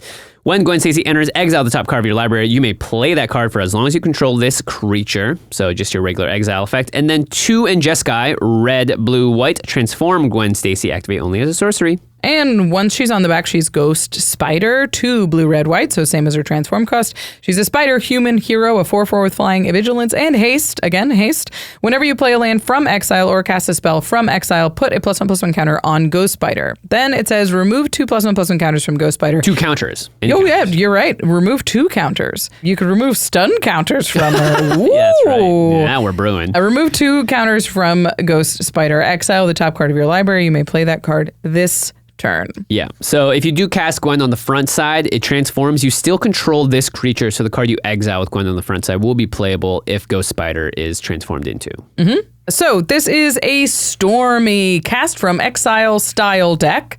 that tries to get it so whenever you cast a spell, you get 2 +1 counters on your commander, so you can remove those and get another card off the top of your library. Yeah, you get a 1/1 counter each time. Yeah, naturally. So you want to get 2. Yeah. That becomes a very, very powerful draw engine. Anytime you cast a spell, you can draw another spell. It's a really crazy thing to have, especially in these colors. Yeah, but 2 is a lot, so you're going to not want to play a lot of high mana value stuff in this deck. Definitely. This is a low curve deck. The worst thing about exile decks, you exile and it's like, there's a 5-drop. That's never happening. You want to be exiling 1-2 mana cards that you can instantly cast and get the value from, or 0 mana even. Cast from Exile is a very fun archetype. We've designed a lot of cards around this, and a lot of the really like splashy payoffs for Cast from Exile are 5 mana and they're like enchantments, that kind of thing. Yeah. So don't be tempted to include those in this deck. This is more of you want to cast a lot of cheap things from Exile so you can keep casting more things from Exile. Yeah, Ghost Spider is your engine. Right. So let's talk about other ways that you can cast stuff from Exile, because that is definitely where we're going to start here. Yeah, Party Thrasher is really great. 1 in a red for 1/4 non-creature spells you cast from Exile have Convoke, so it's just another way to reduce mana cost. And then at the beginning of your pre-combat main phase,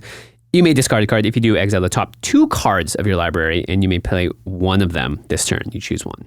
A lot of selection, really powerful, only 2 mana to get on the battlefield. Expressive Iteration gives you a card to cast from Exile, gives you 1 in your hand for later, and puts 1 on the bottom. It's powerful little cantrip.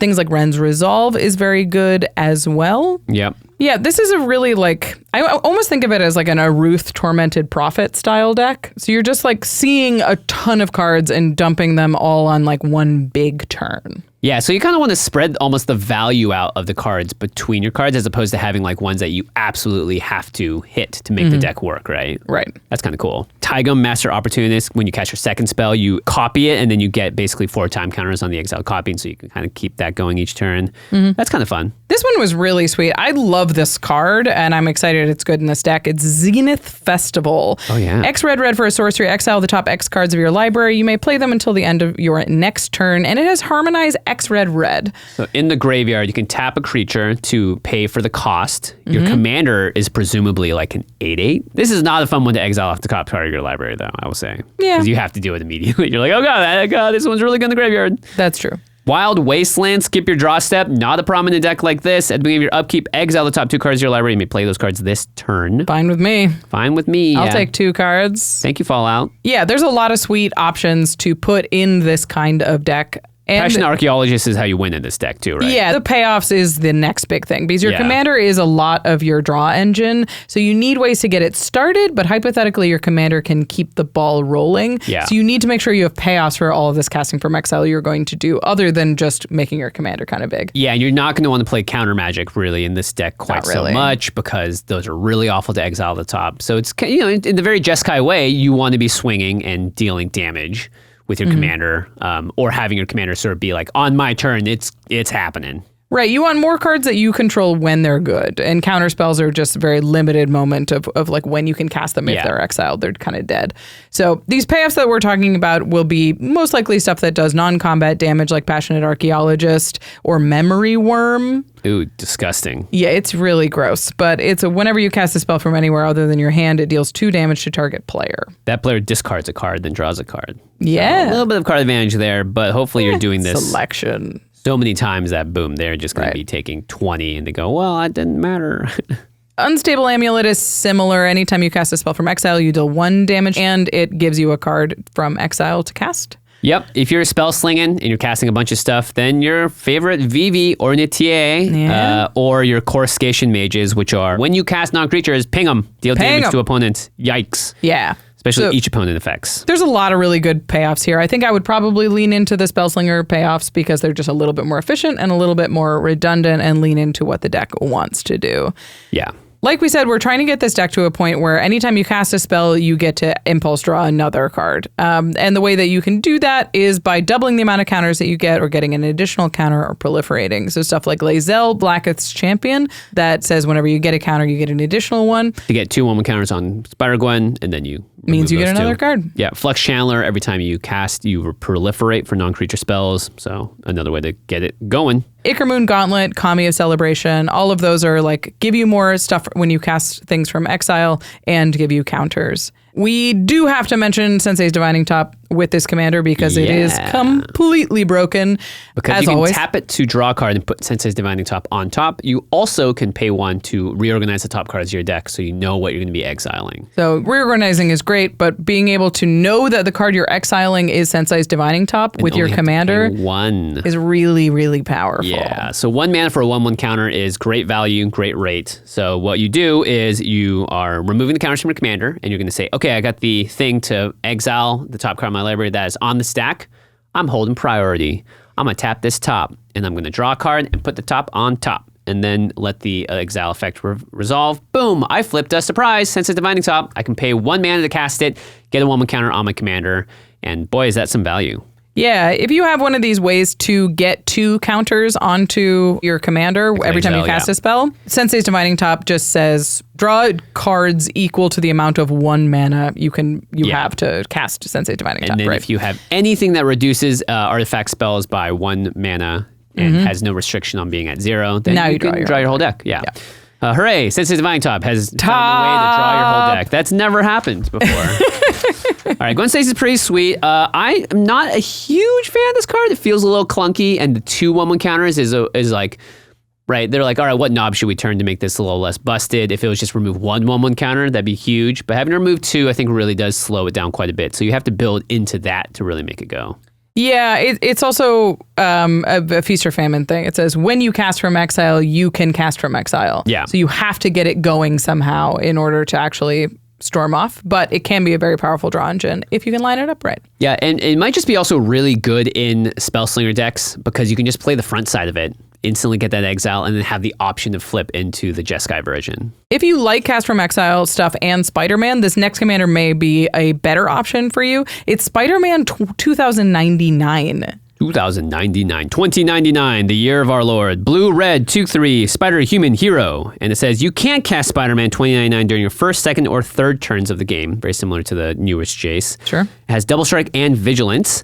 At the beginning of your end step, if you've played a land or cast a spell this turn from anywhere other than your hand, Spider-Man 2099 deals damage equal to his power to any target. Yeah. So this definitely feels like a constructed menace. Probably really good and limited as well.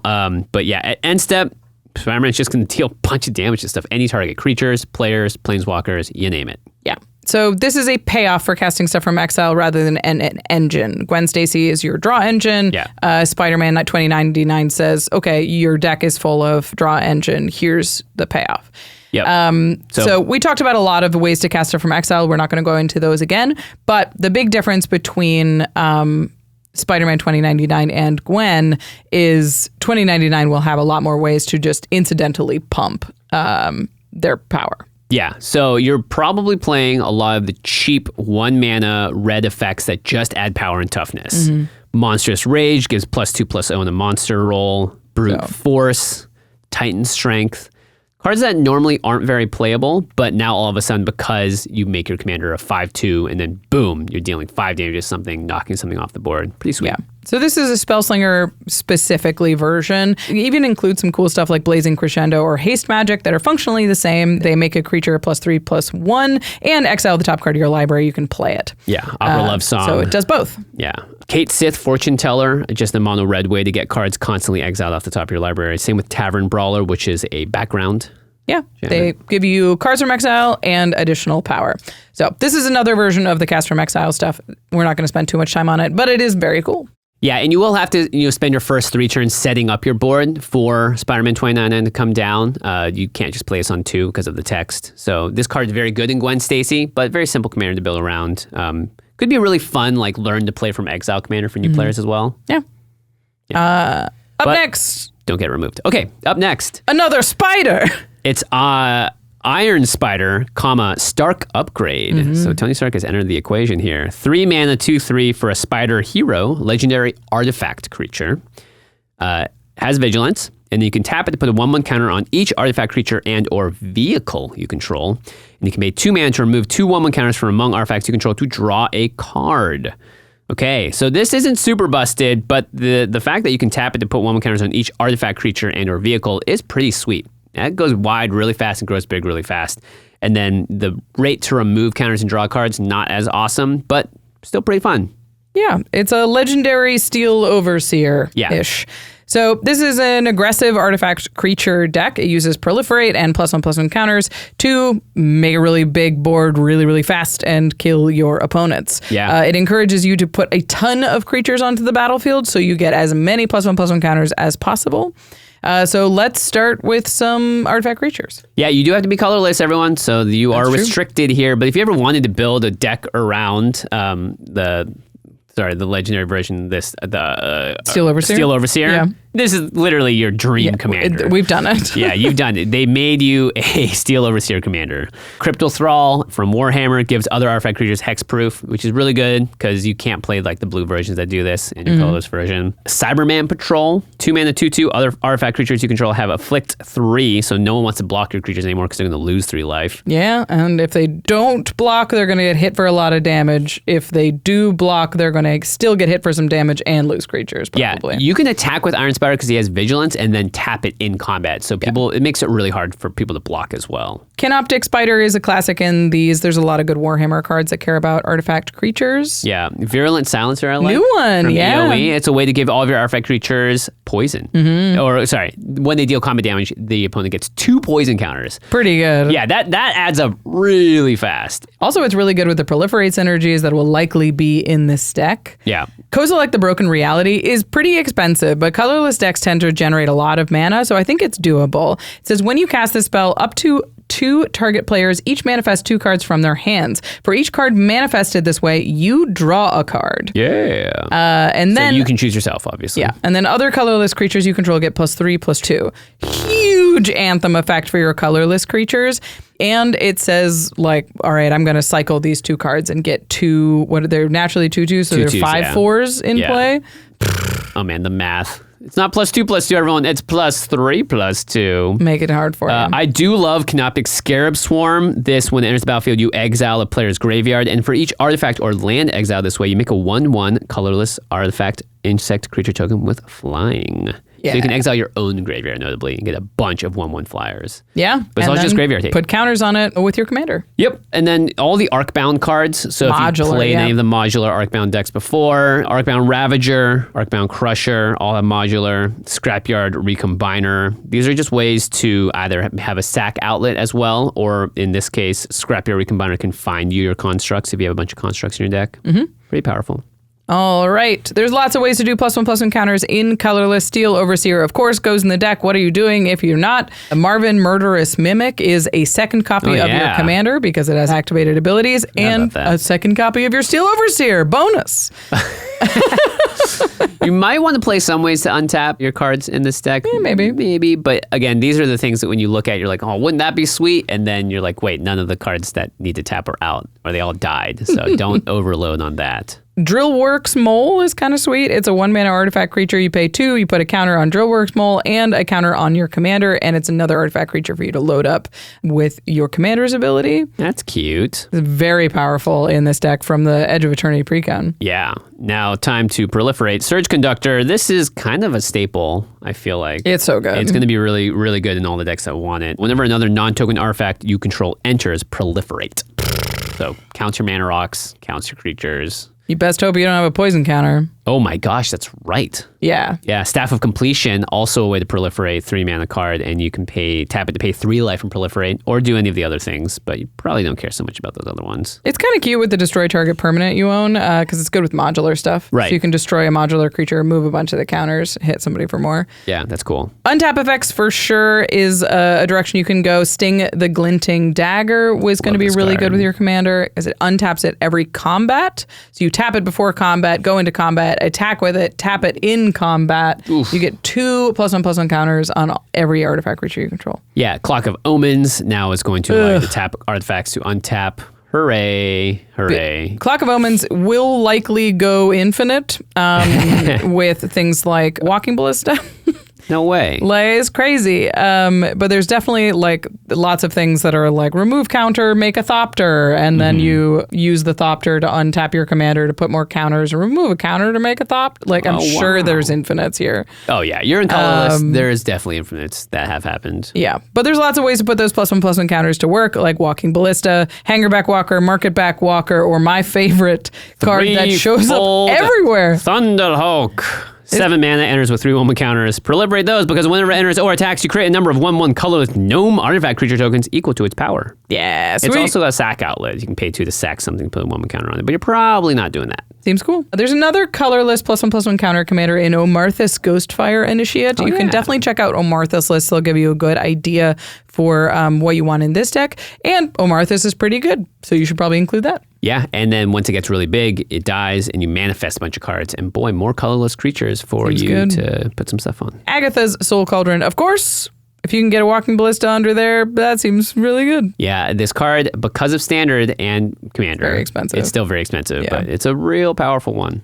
This feels like the kind of deck that if you put enough synergy into it, it will go infinite, accidentally or intentionally. Or close to infinite, where you have, this is like one of those like take a 20-minute turn type decks. All right. Okay. On to the man of the hour. Everyone's talking about him. Jonah Jameson. He's a menace. 2 and a red for a 2/2. When Jonah Jameson enters, suspect up to 1 target creature you control. Oh, 1 to target creature, sorry, not that you control. And then whenever a creature you control with menace attacks, you create a treasure token. So suspect gives the creature menace, and then it cannot block. Yeah. So this is an ode to him calling Spider-Man a menace. There's already a mechanic called Suspect, which is hilarious because he's suspecting something from Spider-Man that he's being a menace. You're Spider-Man. He's perfect. We love him. This is a pretty easy build, actually, which is great. It's a mono red list. You're trying to play every playable creature that has menace, which there's a fair amount of them. And then you're really leaning into treasure synergy, which is not something that red is a stranger to. Yeah, Professional Facebreaker is probably the best one here. Yep. Generous Plunderer is actually really fun too. If you're going to menace, and attack your opponents and give them treasures. Broadside Bombardier, we talked about earlier, also has menace. And can fling those treasures. Vincent, Vengeful Atoner. This is a card that I played that dealt like 1 billion damage on the Fantasy Precon so much damage. This is fun just because it has menace and it's going to put 1 counters on it and it's just going to get big and make you treasures. If you want to make tokens with menace, Gut True Soul Zealot says whenever you attack, you may sacrifice another creature or artifact like a treasure. Hey. If you do, you create a 4/1 black skeleton creature token with menace that's tapped and attacking. So the skeleton doesn't give you a treasure the first time it attacks, but 4/1s with menace are a real pain to block, so I'm sure you'll untap with it. Yeah. And you'll already have another creature attacking, so you can stack the triggers so that you can create the treasure, sacrifice, and make the thing. Yep. Daring Piracy. At the beginning of combat, you're trying to create a 1/1 red pirate creature with menace and haste, and it gets exiled at the beginning of the next end step. Free treasure every turn? Yeah, it's pretty good. I accept. Yeah, because again, Jonah Jameson, it just says whenever a creature you control with menace attacks, right? So does it count every creature? Yep. Oh boy. Sure does. Oh boy. Little menace synergy here with Vorak Battle Horns. Yeah, makes it unblockable. 2 mana artifact equipment with equip 1. Equip creature has trample and can't be blocked by more than 1 creature. Menaces must be blocked by 2 creatures. Guess what? It's a little logic puzzle for y'all. Can't block it anymore. Now, there's plenty of things that you can lean into with treasures in red. We've seen these kind of commanders before. Knuckles the Echidna is one of the more recent ones. It's whenever 1 or more creatures you control deal combat damage to a player, create a treasure token. Sick, we'll take it. And then at the beginning of your upkeep, if you control 30 or more artifacts, you win the game. Sure. Yeah, sure. Probably won't be happening. 30 is a lot. I like Jonah Jameson going home and playing Sonic. Yeah. Like, this is how I wind down every night. Beamtown Beatstick gives the equipped creature menace and makes a treasure, so you're making 2 treasures when you attack. I like cards like this because people don't really see it as a threat, and then after they're hit like 5 times by a menace creature that's a 3/2 or whatever, they're like, okay, actually that is insane.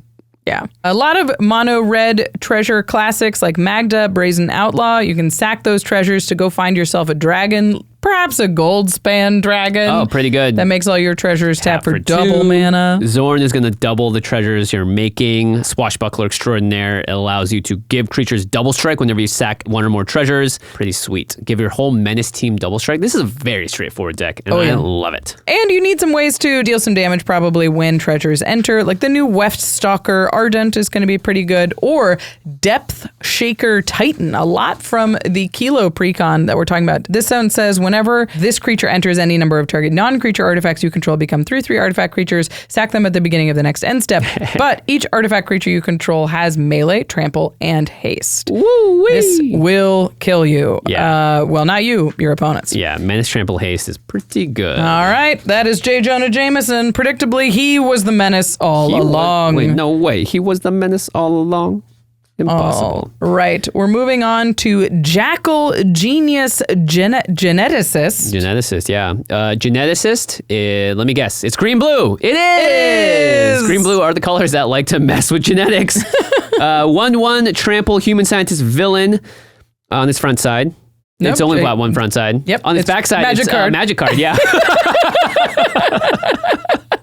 Whenever you cast a creature spell with mana value equal to Jackal's power, you copy that spell, except the copy isn't legendary, and then you put a 1/1 counter on Jackal. Whoa! The copy becomes a token. This is a tricky deck. I did try and put together a list for this, and it is harder than it looks because it's a moving target, right? He puts counters on it. Now, when you cast a 2-drop, it's doubled. Or now when you cast a 3-drop, it's doubled. So it's very hard to build around it. Yeah. But I do think it can be pretty rewarding and a fun puzzle to figure out. So I'm going to just give you the pieces that I was playing with and see what you come up with. And nesting grounds.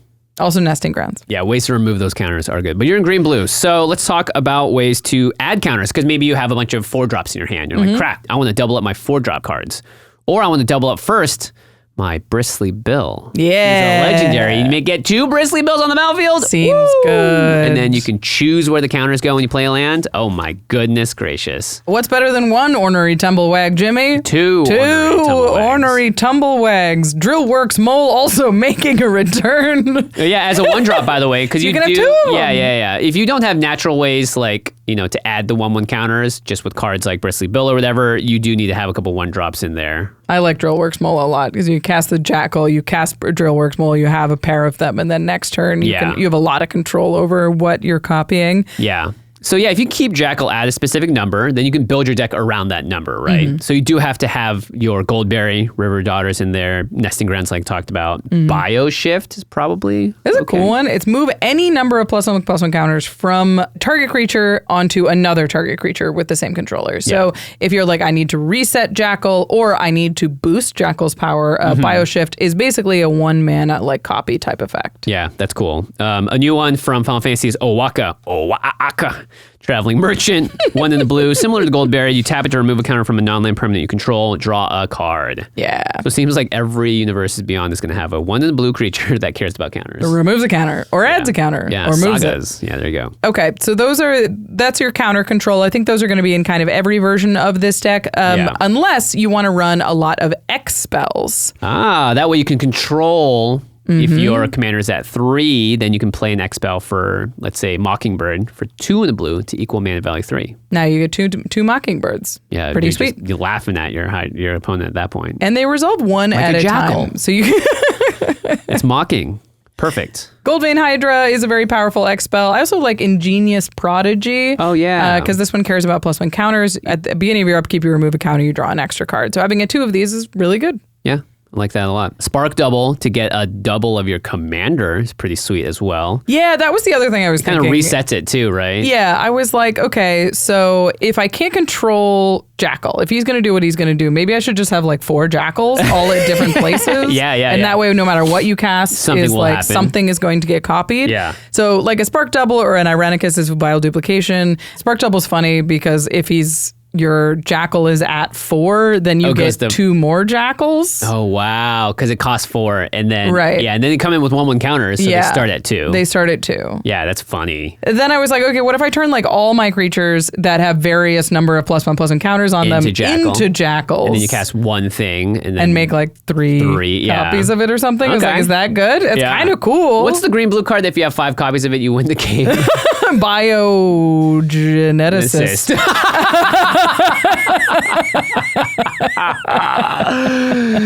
It's bio something. Bio Visionary. I didn't look it up. I didn't. You could also play the bio version of this deck where all the cards with the word bio in it. Nice. Yeah, there you go. Yeah, so this could be a bio Visionary deck as well, right? Kind of fun. The other thing I was thinking of is it doesn't actually care about counters. It cares about pump spells. It cares about power. The power, so you could use pump spells equal to Jackal's power, right? to like make Jackal really big and then cast a big thing. Okay. So if you have like a free or cheap pump spell like Invigorate, it gives Jackal +4/+4. Then you can copy a 5-drop. It's hard to line up, and maybe if you're doing that deck, you're not going the other direction. Yeah, it's definitely tricky. I don't know if it's good. But you can. You can truly be a genius geneticist, though. I think that's the fun part about this is that it does very much play. It's like a great green-blue commander in my eyes. It's really neat. Yeah. And it's hard to figure out, which is cool. So I hope y'all get to crack Jackal because it's really sweet and it's going to be kind of fiddly, which is fun. Yeah. Okay. Anytime you're saying Spark Double or Irenicus' Vile Duplication, you know it's Simic. You know it's Simic and there's something wacky going on. Okay, let's talk about our next one, Mono Blue, Lady Octopus, inspired Inventor. Before we even begin, is this going in your Octopus deck? It isn't. Because it cares about artifact spells. Darn. I know. Okay, this is 0/2 for a human scientist villain. Whenever you draw your first or second card each turn, you put an ingenuity counter on Lady Octopus. You may tap it and you may cast an artifact spell from your hand with mana value less than or equal to the number of ingenuity counters on Lady Octopus without paying its mana cost. So that's fun. I do like the fact that it's equal to or less than, so you can be more flexible with what you're casting. And ingenuity counters are fun. Yeah. If anyone's familiar with Joyra Ageless Innovator, it's basically the same. But mono blue. But shorter color and one cheaper, except for Joyra puts the ingenious counters on herself, and Lady Octopus cares about like when you draw cards. So they're very similar stuff. So if you want to check out Joyra's list, I think that'll get you a lot of the way there. But this one I picture more as like it's going to use cantrips and it's going to use draw spells and you're going to play your commander on one. And instead of sort of being slowly incrementally building it up and untapping your commander, you're just going to draw, cast a big thing. Yeah, get 5 things on it immediately and then you do your proliferator or whatever and then boom. Joyra will give you an idea for some good top end that is just good. Blightsteel Colossus, Triplicate Titan, those kind of things are just big and scary when they hit the battlefield. But the big difference between Joyra and Lady Octopus is that Lady Octopus does allow you to cast it. Aha. So you can tap her at any point to cast a thing immediately. It doesn't say until end of turn. Yeah, so this is actually really good with like your Mystic Remoras and stuff too, right? Because you're drawing cards. Oh, sure. Is it only on your turn? First and second draw each turn. Yeah. So you want to have what? Ristic Study just got get Whoa. What I think is really neat is you can cheat the One Ring into play at instant speed. Yeah, and it's a cast trigger on that as well. And it's only at 4, so that's not that hard to get to in the mono blue deck, I'd say, to get up to 4 ingenuity counters. You play it, you put a counter for turn, you cast 1 or 2 cantrips, you put 2 more counters on it. It's at 3, and you just need to untap on turn 3. You can flash in a One Ring and start drawing more cards and putting more counters on her. Yeah, the One Ring draws you a ton of cards. Yeah. It's first or second card, Cityscape Leveler as well. Notably, by the way, Trigger. Cast Trigger, yeah. But also, I forgot, you draw a card naturally every turn. So it's about drawing that second card. And then if you draw cards on other players' turns up to 2, that's great. Yeah. Yeah, she's awesome. She also, costs one blue mana. So she's like really easy to get out. It's the other thing I wanted to mention is there's a couple of big artifacts that cascade. That's kind of fun. Oh, okay. I've always liked Ingenuity Engine. It's a 7 mana artifact that cascades, and it's 1 tap, sack an artifact, return target artifact you control to its owner's hand. So you can return the Ingenuity Engine, recast it again for free, cascade for 7 again. Yeah. The Endstone is a 7 mana card from EOE that will deck you unlimited, but probably not in Commander. Nope. Whenever you play a land or cast a spell, draw a card. At the beginning of your end step, your life total becomes half your starting life total rounded up. So if you're at 10, you go to 20. If you're at 30, you go to 20. You just keep resetting the 20.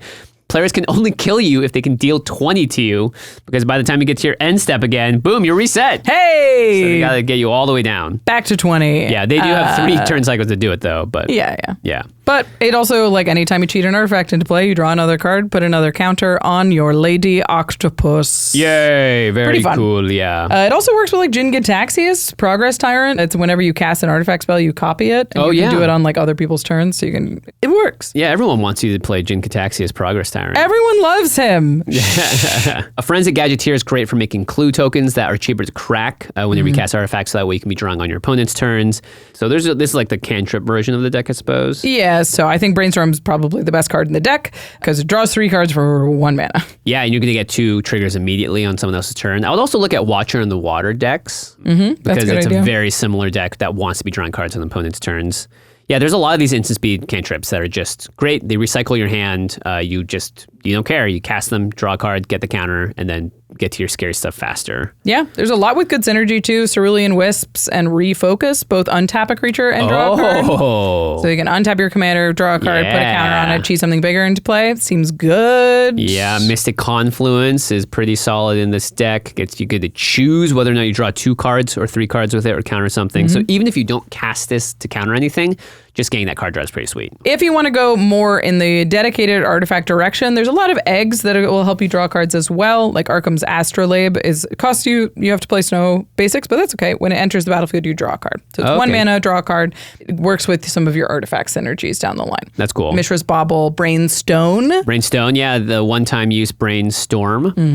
Pretty sweet. Does cost a little bit more mana to do so. And you probably play Sting in this deck because it untaps on every combat, right? Yeah, that's fun. Yeah. I mean, once you're at a certain point, though, you also, here's the other thing. You need to draw cards in this deck because you're going to run out of cards the moment you can tap your commander like 3 times. And so there's a balance to be struck there, right? Your engine also relies really heavily on keeping your commander in play, so a fair amount of disruption to protect her and protect your big board is going to be really necessary. Yeah, any of the counter spells that draw cards or just draw and discard loot, there's a few that do that, would be really good. Like the one from Foundations and all that, You don't have to spend mana on artifacts, so you could spend it on big, powerful counter and draw spells. There you go. All right, we're moving on to my favorite commander in the set, spoiler alert.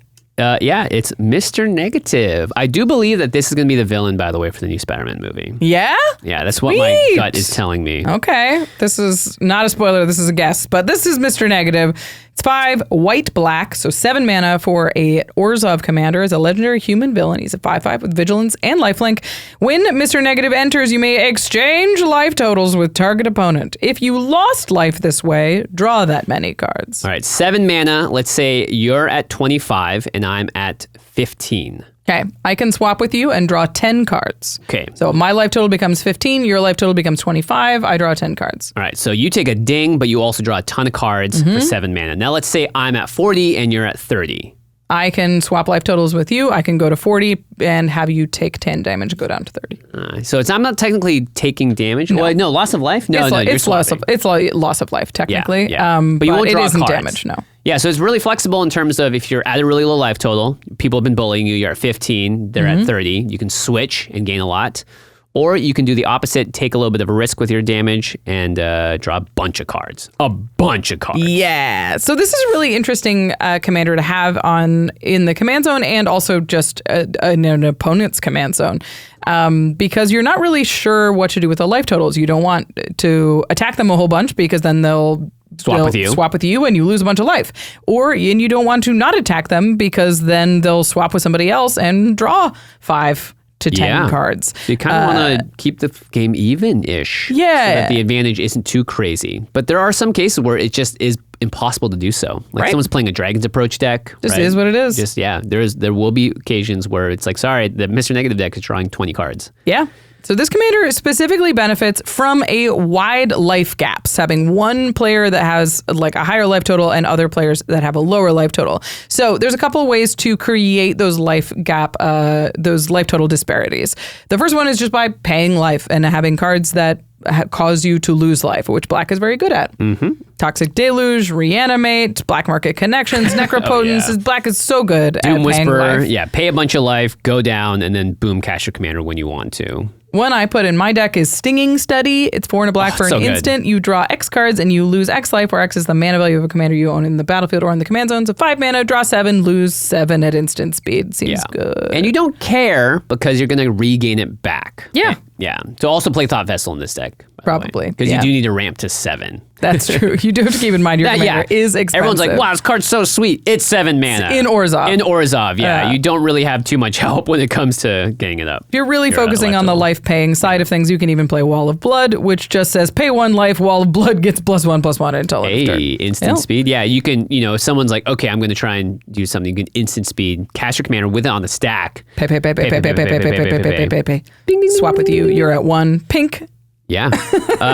Okay, life gain, the opposite works as well. If you can gain a bunch of life, then you can draw a lot of cards after you swap with someone that's really low, right?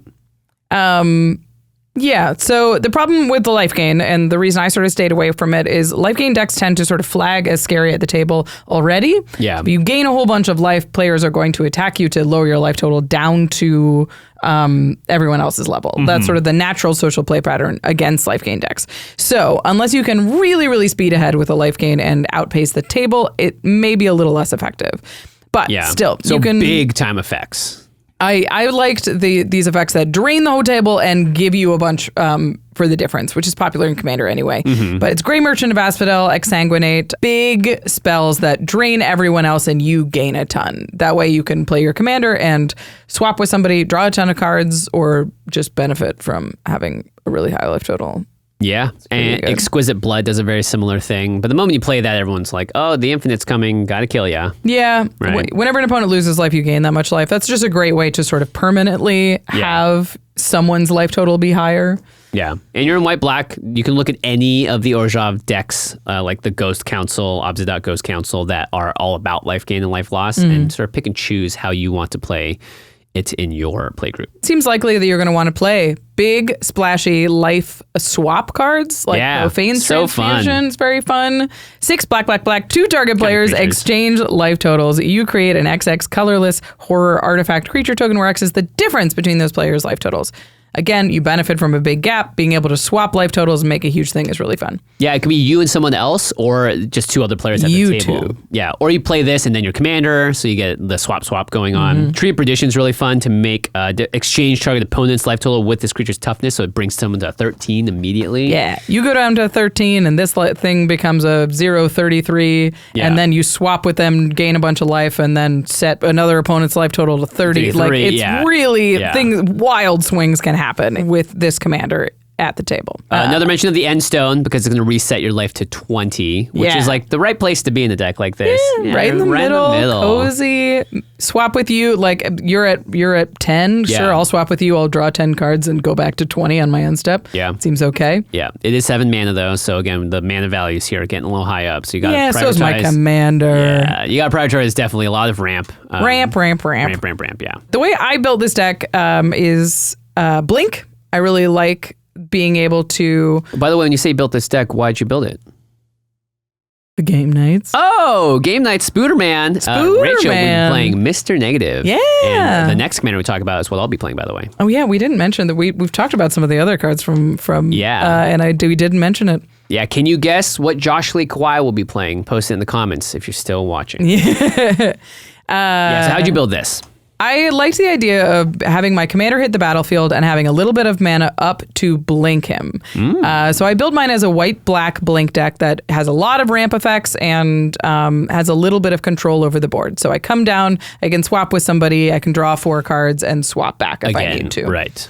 And you protect your... Dream a little bigger, Rachel. Yes, you're right. So yeah, there's a lot of stuff there. Ephemerate is the big one.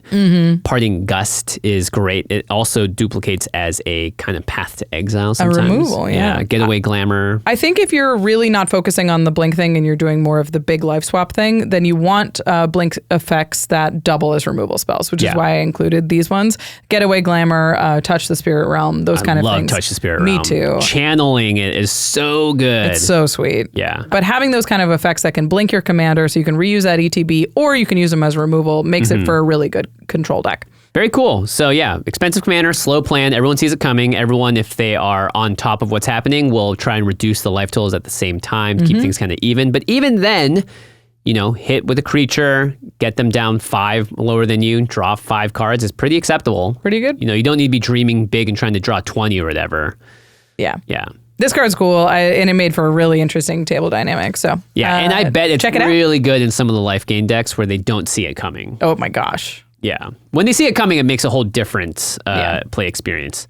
All right. Next one. Next up is the card that I played. This is some of my favorite art in the entire set. Yeah, so this is the from last... Scott Fisher. Yeah, this is the last double-sided card here, and it's Norman Osborn / Green Goblin.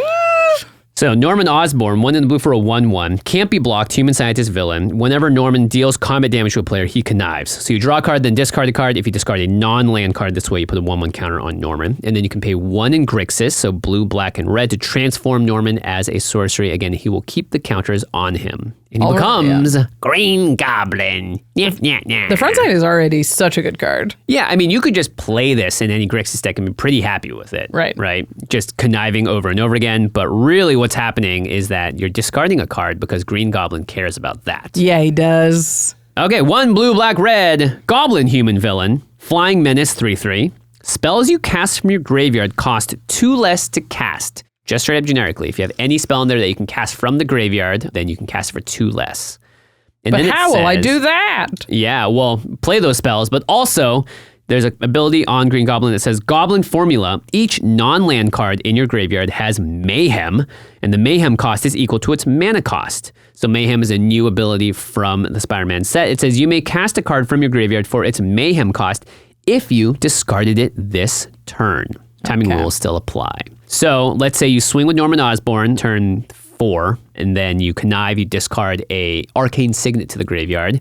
You pay the 4 mana to flip Norman Osborn over. Boom, that is a free Arcane Signet to be cast from your graveyard because it has Mayhem because you discarded it this turn as a non-land. Okay. Okay. So this is a Grixis discard-focused deck that can go in a ton of different directions as long as you are discarding stuff to your graveyard. Yeah, and it is busted. It is busted. Yeah, 2 mana reduction with no restrictions on can't be less than 1 means that you could just do some crazy things with this deck. So let's just talk about first ways to discard cards into your graveyard. We've already talked about 2 of them that are, again, immediately the best cards in the deck. Yep. Psychic Frog, Ghostly Pilferer. Busted. Busted. So very good. Being able to discard stuff for free repeatedly in a turn just says, like, this card costs 2 less, and this card costs 2 less, and this one does. Yeah. See Very you later, powerful. alligator. And then I think in this deck, the way that I built it is I jammed as many ways to loot as possible because you want to play Green Goblin and then have a free way also to draw a discard in case you don't have the Norman Osborn side down, or if you connived, you discarded a land, right? So you'd rather have Green Goblin down and then boom, let's say 2 or 3 looters on the battlefield to immediately draw a discard, and then all those cards have Mayhem, and you can play them instantly. Yeah. So you want all the 2 mana looters. Malcolm Alluring Scoundrel is really powerful. Kitsa Otterball Elite. Those are the ones that we like the most. Yeah. But there's tons of merfolk looters in the world. Use the ones that you have or the ones that fit your budget. Yeah, and then you can also cycle cards to the graveyard. That is another way to discard stuff. So let's say you cycle Alluring Revealed and then cast it for 1 blue. So you pay 1 mana, you draw. So it's 4 mana, draw 3. Draw 3 and a land. And a land, yeah. So 4 mana, draw 4. Yeah, pretty insane. And then whatever else you can discard costs less. It's Yeah. really powerful. A lot of players are probably thinking Faithless Looting because now you can play it for red and then play it for red. Yep. Yeah, which is pretty sweet. One I found that was kind of fun is Expunge. Oh crap, this is great. 2 and a black to destroy target non-artifact, non-black creature. It can't be regenerated. It has cycling 2. So you pay 2 mana, you draw a card, and then you can cast it for black for your graveyard and kill something. Yeah, it's pretty sweet. Replaces itself and just costs 3 mana. Yeah, cards like Big Game Hunter that can't cycle themselves are similar, but this is great because it has both sides on it. And again, if you don't have your commander out, you can just discard this to draw a card. That's fine. Okay, discarding Synergy. So this is where the deck is, I'd say this is where the deck actually gets underpowered. If you're like, I just want to get all these cool little synergies going with these 5 mana, 4 mana cards, then it's not as exciting as like the Stormy play 1 billion 2 mana cards for free. It can get so stormy as long as you have cards in hand. Yeah. So discard synergy stuff. You got Bone Miser, which is a classic. Discard a bunch of different things, get different stuff. You get zombies or mana, or you draw cards. Surly Badger Soar is going to fight creatures. Or make treasures. Or make treasures. Yeah. So you can get counters, have it fight creatures, all fun stuff. One that I played in my deck is Crypt Caller Chariot from Ether Drift. Whenever you discard one or more cards, you create that many tapped 2/2 black zombie creature tokens. But when are you going to discard cards? Yeah, and then you can crew to it to be a 5/5 menace, so it also just is like a powerful beater later in the game. And there's a lot of discard synergies. Recently in Ether Drift, Captain Howler Sea Scourge, incredible in this deck. Yeah, Captain Howler's sweet. Yeah, when you discard cards, you draw more cards. Yeah, Monument to Endurance is another win con to make opponents lose life. Again, with the looters, you can discard on each player's turn, so you don't necessarily need to be doing it on your own turn. However, because you have to obey timing restrictions, if you have Green Goblin out, you do have to discard an instant if you want to play it out of your graveyard. Right. Inti, Senescal of the Sun is just going to get you tons of value. So good. Anger, obviously, is pretty good in this deck. Oh yeah, Emmett Selk of the Third Seat, probably the best card in this deck. It's also a backup version of the commander, basically, on the front side of the synergy. Spells you cast from your graveyard cost 2 less to cast, and then whenever one of your opponents will lose life, you may cast target instant or sorcery card from your graveyard. If that spell we put into your graveyard, you exile instead. Do this only once each turn. Seems good. Yeah, so if you have the instant version of this deck, every other opponent is taking damage on other turns, cast a bunch of instants, and it can be costing up to 4 less. Jeez. If you want to lean less into the discard synergy and more into the graveyard synergy, there's a couple cool cards that are more in the leaves the graveyard variety. Tival's Judgment says whenever one or more cards leave your graveyard, choose one that hasn't been chosen this turn, draw a card or a treasure or a zombie. So it's anytime you basically use that Mayhem ability or cast something with flashback out of your graveyard, you get one of these things. Yeah. Tormod the Desecrator also gives you zombies, and Fang Fearless. I see. Whenever one or more cards leave your graveyard, you draw a card and you lose 1 life. This ability only triggers once each turn. Yeah. Still pretty good if you're casting instants or just gives you a free card back. And it only costs you a single black if you can cast it out of your graveyard. Yeah, if you have a lot of flashback and you're building more in that direction and less leaning on the fact that Green Goblin has to be out, because this is, again, magnet for removal, similar to Amazing Spider-Man. If you don't get rid of it, it gets out of hand really fast. So having the leave your graveyard stuff is sort of a hedge against the fact that, people will try and kill Green Goblin. Yeah. Because he's a menace. All right, finally, let's talk about that cost reduction, because this is where the card is really, really powerful. It's anytime you can get this mana positive. Yeah, so there's a lot of ways to do that, obviously. You have cards like Snap or Frantic Search, which are untapping lands as well as doing something. And then especially if you're able to discard it and play it for cheaper, then you are instantly mana positive. You also have like your big scores, which are 4 mana spells that give you treasures when you cast it. And then, of course, 2 mana rocks. Play a lot of 2 mana rocks in this deck. But also just any 2 mana colorless cards, 1 mana colorless cards. If it draws you a card, you kind of play it. Yeah, like Currency Converter and stuff are good in this deck. I mean, Currency Converter is bonkers in this deck. Yeah, even if you're playing like Foundry Inspectors and then you just have more 3 mana cards in your deck and you're finding ways to discard them and you're casting those for free. I actually put Vidalcan Orrery in this deck because of all the looters, and I wanted to be able to both play it for 2 mana and also be able to cast it and then pass the turn with a bunch of looters up and then be able to say like, come at me. Like, I have creatures I can play at instant speed now. I have a lot of stuff I can do at instant speed. It's like one of the few times where I'm like, Vidalcan Orrery actually kind of works. Actually, might be cool. Yeah, this deck was really wild, and you're going to see it show its stuff in game nights. It's a very fun episode with a very fun guest. So don't miss that episode. We hope you enjoy it. And do guess what Josh is playing in the it's not what you would expect. Yeah. It does have his favorite color in it. We'll give you that hint. It does. I mean, he's more and more this trio of colors. So yeah, that's a good point. Yeah. Trio. Oh, now we really reduced Oh no. I think we just gave it away, I spoiled. All right, that's all that we are going to talk about in this episode. That we've covered a lot of commanders. There's a lot of Spider-Men, and then there's some very, very cool ones. So before we go, we're going to talk about our favorite commanders from this set, and then we'll get into the one that we think is the most powerful. Yeah, so my favorite card is obviously Norman Osborn Green Goblin. I saw this, I had to build it. It's really fun. It's really fun, yeah, and it's like, I'm a Grixis player originally, and so I do like that it's the Grixis option. Yeah. My favorite I alluded to is Mr. Negative. It was just really, really fun. The table dynamics are really interesting when it's at the table. And I haven't really played a deck that I would describe as a control deck, really. And this was the closest thing that I've built to like a very controlling sort of board wipe forward deck, which was cool. Very cool. All right, most powerful commander. Mm-hmm. I think it's a mix between Amazing Spider-Man and aforementioned Green Goblin. Yeah, I went with Green Goblin. Just because there's a way that you can play like it just goes 80 so cards. stormy that it's like it's really, really powerful. It's cost reducer. It's like if you have a free discard outlet and then a bunch of 2-mana ways or ways to cycle and draw. It also turns all your like looting into card advantage rather than selection because you can cast the thing you discard. So it's like in a way it makes you card advantage and is a cost reducer. And it's in Grixis, which are very powerful colors. So it's interesting. I built it for the show, and I don't know if I'm going to build it in real life. Yeah, it's just because it's so stormy. So good. It's really good. And like I played but the art is amazing. It's amazing. It's a cool card. I don't know. We'll see. I already have a Grixis commander, so if I'm doing the 32 deck challenge, it's probably not best to make another Grixis commander. I agree. The Amazing Spider-Man is a great option as well. This can be a very fast curve. It can play a mana creature on turn 1. It can follow that up with usually another mana creature on turn 2, then Spider-Man and immediately web sling one of your mana creatures and have a hugely powerful thing the turn that you cast your commander. So depending on the threats that you're running in the deck, I think Amazing Spider-Man's a great option. Yeah, it is just limited, however, to legendary spells. Yes. But it's okay, a lot of those are really powerful. There's a few of those. To the listeners, what commanders do you think are the most powerful commanders in the set? Did we miss any of them today? Let us know in the comments. Obviously, this is a longer episode. Let us know if you're planning on building any of the commanders. If you think that Norman Osborn is truly the most evil and powerful of the set. He should be. He's the Green Goblin. He is the Green Goblin, yeah. And boy, oh boy, actually, it's just Green Goblin. They don't put the in front of it or the in front of it for whatever reason. Someone else will tell me why that's the case.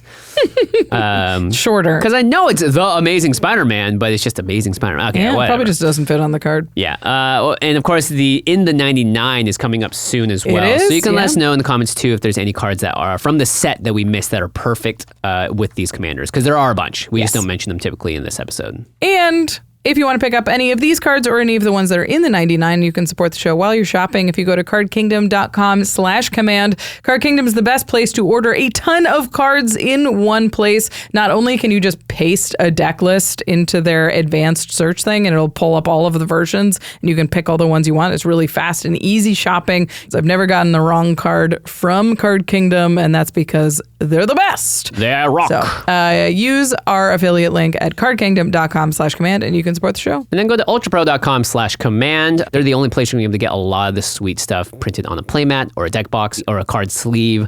They're Apex sleeves we love. Every set now they're coming out with new versions of Apex sleeves that match the set. And of course the Mana 8 line, we love to sign it at MagicCons. It's beautiful. It's great when I see a white binder or a deck box that's just inundated with signatures from everyone. So cool. Check it out, ultrapro.com/command. And come see us at MagicCon Atlanta. We're going to be there with Game Nights Live on September 26th. It's us, it's Josh, it's Jacob Bertrand. It's going to be an amazing show. We can't wait. Yeah. And hopefully we'll meet lots of you there. Yeah, there'll be a link in the show notes below. Use that link to support us as well to get your tickets. They're already, I think, 70 or 80% sold out. Get them quick. Yeah, get them quick. Again, Atlanta, we don't know what the attendance will be like, but we've been breaking records at MagicCons recently, so. Yeah, make sure that you get your badge early to reserve your spot. All right, big thanks to our amazing team here at the Command Zone. Sebastian Salazar, Karina Cruz, Gaurav Galati, Jamie Block, Jordan Pridgeon, Jake Boss, Becky Bell, Rachel Kendra, Eric Lem, Manson Long, Josh Murphy, Evan Liver, Sam Waldo, and Josh Lee Kwai. All right, everyone, web sling your way to having a great day.